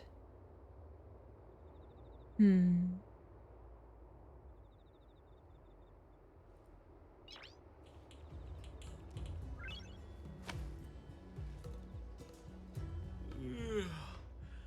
still feeling sleepy. Okay, let's go back to bed then. Did I oversleep? Where did March and Donhum go? Where could they be? I have absolutely no idea where March could possibly be. Ugh, I shivered. Oh, Donhong was there. Donhong was behind the bars. I never would have been able to see him. What are you guys up to? There you are. Hello. What kind of master waits on their apprentices? Chef. Show some respect. It's an honor to learn from you, Master Yanqing. I didn't expect her to take it seriously. Well, in all those immersions and novels I watched, when apprentices want to pay their respects to their masters, they usually bring fancy gifts, kneel, and bow. I'm really sorry, but I haven't prepared anything yet. Hey, why are you blushing, Master Yanqing? He's just a baby. This is, the first time someone has called me master. I need to, get used to it. Let me make it clear. Swordplay training is about improving your body, mind, and strength. It's not a casual game you can master overnight. I promised General Huayan that I'd teach you Cloud Knight swordplay, so you can participate in the Wardance and defeat at least one opponent. I'll do my best, but if you break your master's rules... What will you do? Is it too late for regrets? I'm already regretting my impulsive decision. Honestly, I'm not sure what I'll do either, because I've never been a teacher before. So, Miss March, please behave and don't skip classes. Or complain. No complaining. You need to toughen up and train her properly, Master Yanqing. Don't go easy on her. We're just like, be tough. You're so Or else. heartless. You're welcome. By the way, where's Yun Li? I've found a quiet spot in the back garden of the Palace of Astrum for our first lesson together. Yun Li's not here. Oh, we're March. Oh, I haven't leveled her for a while. Seriously? It's the first day and you two are already late? Why is everyone on the Loufu so laid back? So disappointing. Oy. Master Yunli, you're already here. Sorry for keeping you waiting. Oh, wait. Were you trying to teach her in secret? That's sneaky. No, we just overslept. I'm just showing you what Loufu etiquette is all about. She might be my apprentice, but it's customary for the master to personally escort their apprentice to the place of learning. As the host, I'll be teaching Miss March the essence of Loufu's swordplay, after which she'll emerge victorious in the Wardance ring. You won't be complaining about Loufu's swordplay then. Stand aside. Oh, yeah. Rookie. Let me show you how we Ju-Ming sword masters treat their apprentices. Quickly. She's gonna get Over here, spoiled Miss at this March. rate. This is a reverse mentorship gift from me to you. I hope you put it Outfit. to good use. Give her some privacy so that she can get changed. Xianzhou clothing? It's so beautiful. Sword practice requires precise movements. This outfit is tailored to fit perfectly and allows for smooth movements. I even added some small accessories. I put a lot of thought into it. You're awesome, Master Yunli. See? See? How can you compete with me? I'll teach March 7th the essence of Ju-Ming swordplay so she can win the contest with my sword skills. Actually, I've prepared something too. Huh? You have a gift for me too, Master Yanqing? Since you want to learn swordplay, Miss March. I was about to say, so he's gonna give her a sword, right? Because she hasn't got one. Oh, they're cute. Unfortunately, Cute I stabbies. didn't have time to ask the craftsman to customize the swords for you. But I did my best to choose ones that look nice and are suitable for a beginner. I hope you like them, Miss March. They perfectly match her outfit. Thank you, Master Yanqing. Like I said, she's getting spoilt instead of learning anything. Bet you didn't see that one coming, did you, Yunli? Oy.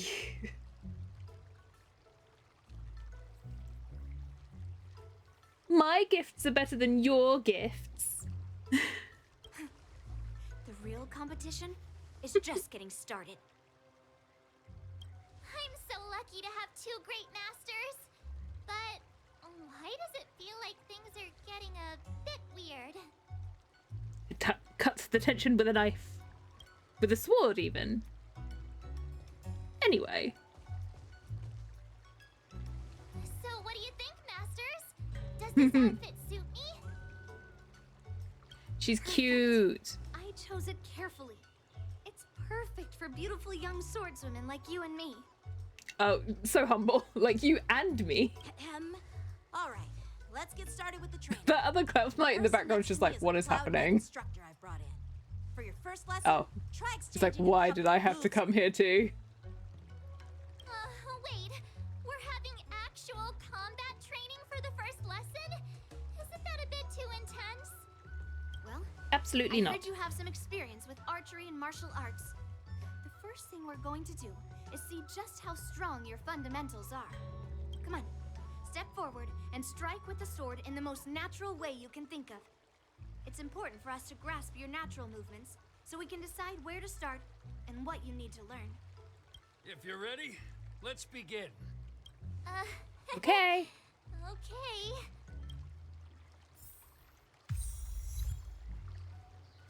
Carlos is like, I'm just gonna go back and manage the hotel while you're doing this. Okay. Woo. Oh. Doing, doing. So she's still.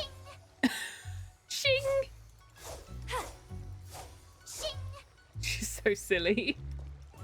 She's always ice, right? Oh.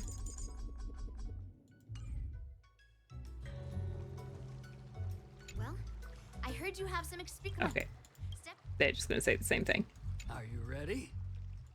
Yeah, I'm ready. But please go easy on me. Then I apologize in advance, Miss March. Ah. I could take 10 of you. You support. Please have some close attention, Miss March. Have some tea. Loufu swordplay is all about being swift and agile in your movements. Yes, you! Oh. Ignore him. Strength is everything. Oh, okay. Strength is everything. Swords descend! This version of March is really good. I look forward to finding out. Like this. Oh, is she imaginary? Strike with heart. How many can you block? Blade and flight. I'm starting to get the hang of it. Awesome! You'll make good practice. Oh, she is. I thought that she was always ice. What? True heart and focused mind. Here I come. Ah. One time. Ooh. Strike! Severing mountains! Yes, you! Oh, never mind. Practice Let me do that again. Swords descend! La la la.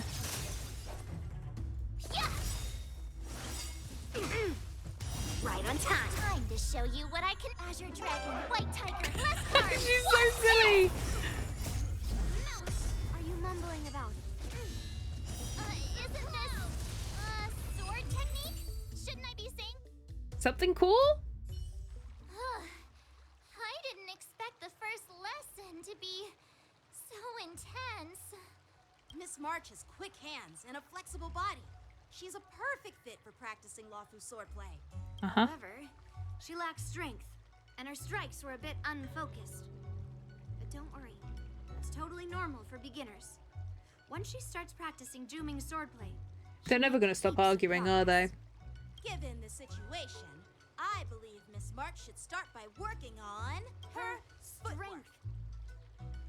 Right. seriously, do you actually know anything about swordplay, or what? I could ask you the same thing. Dual swords require agility. So what's more important than Find it strange that an footwork? archer lacks strength. It's... From what I remember from activity weekends as a child, whereas like drawing a bow is, you need to be like very powerful, you need to be able to like hold the tension.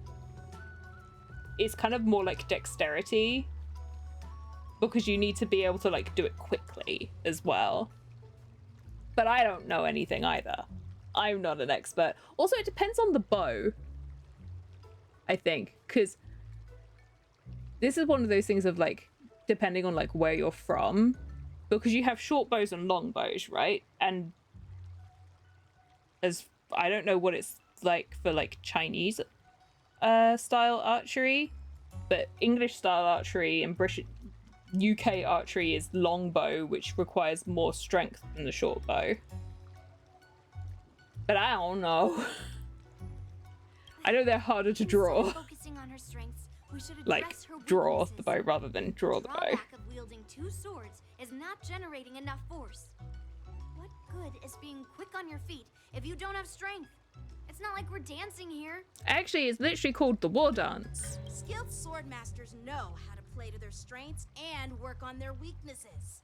Start with what you're good at, then tackle your weaknesses. That's the right way to learn. You're quite the theorist, huh? Theorist? You claim to be able to talk to swords. So what does that make you? A lunatic? Hey, Uh-huh. it's only my first lesson, and you're already arguing. Come on, calm down, masters. I'll have to improve both my footwork and strength anyway, so it doesn't matter which one comes first. But it does matter. Just listen to me, March 7th. When two people are too similar. Thus begins the journey of March 7th sword training. La la la. Oh, we do get it. Whoa.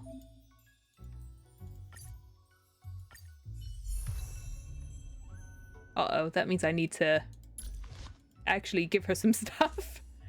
One moment, please. Oh god, I actually don't have anything.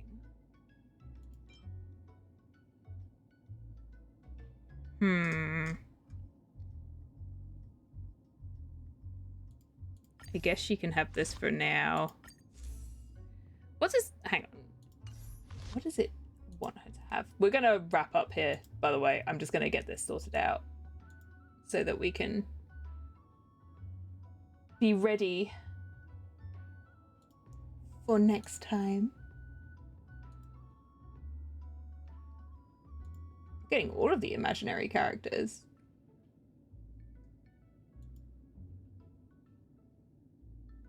Okay.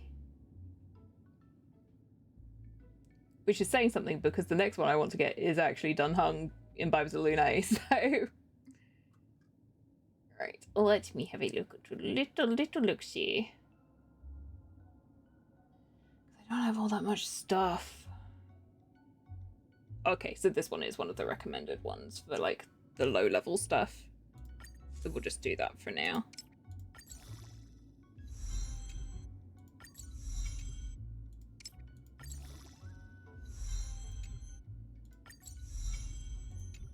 Just so that I can use her, you know?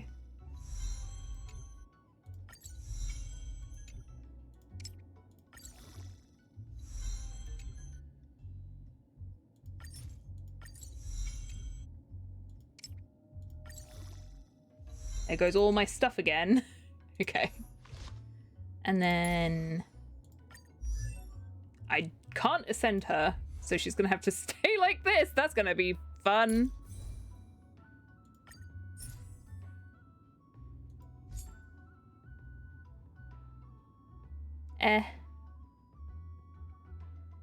If I need to swap things around, then I will. This will do for now, though.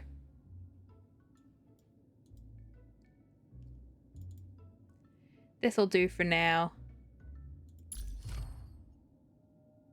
This is gonna be a problem. Oh, I don't even have these. Okay.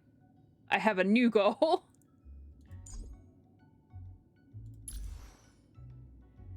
Okie dokie. She cute though. I like the outfit. She cute. Turn around, March. Stop looking at me. Super cute.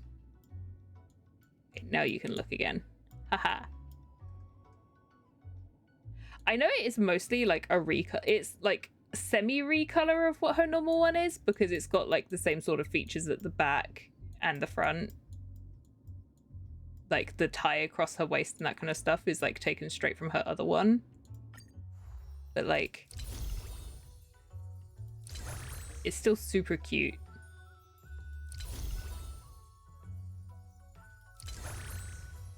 I like it a lot.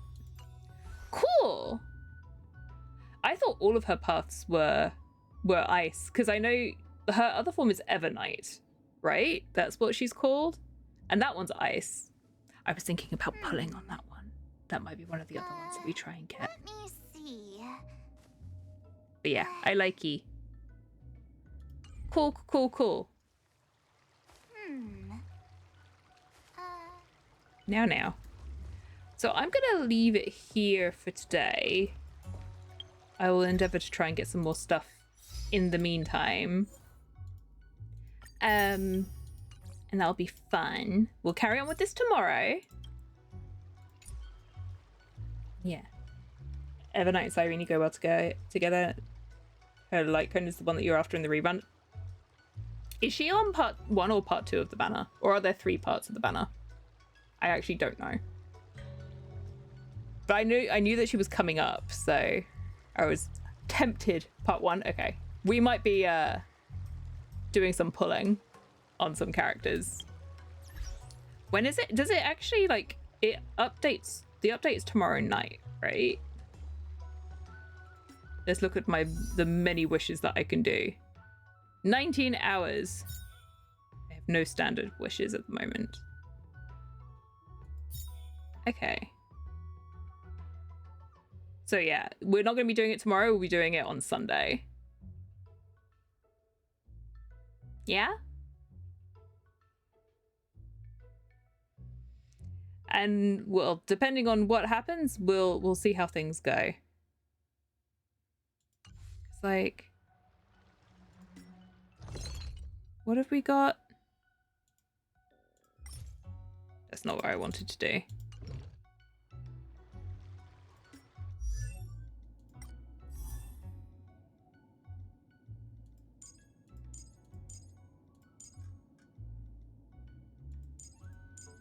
These are the new ones, right?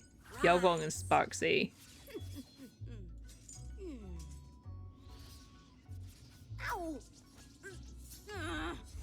Yangqing, chill out. Stop being attacked by your own swords. Yeah. Yeah, we're not going to be wishing on Sunday. He's going to be gone after today. We can make do. I think it'll be fine. I'm looking forward to it. I think it's going to be a good time. I do need to make sure that I change my path back to the Trailblazer, but I'll do that another time. Let's leave this here. That was fun. I'm looking forward to doing more. Hee. Okay. That will be enough.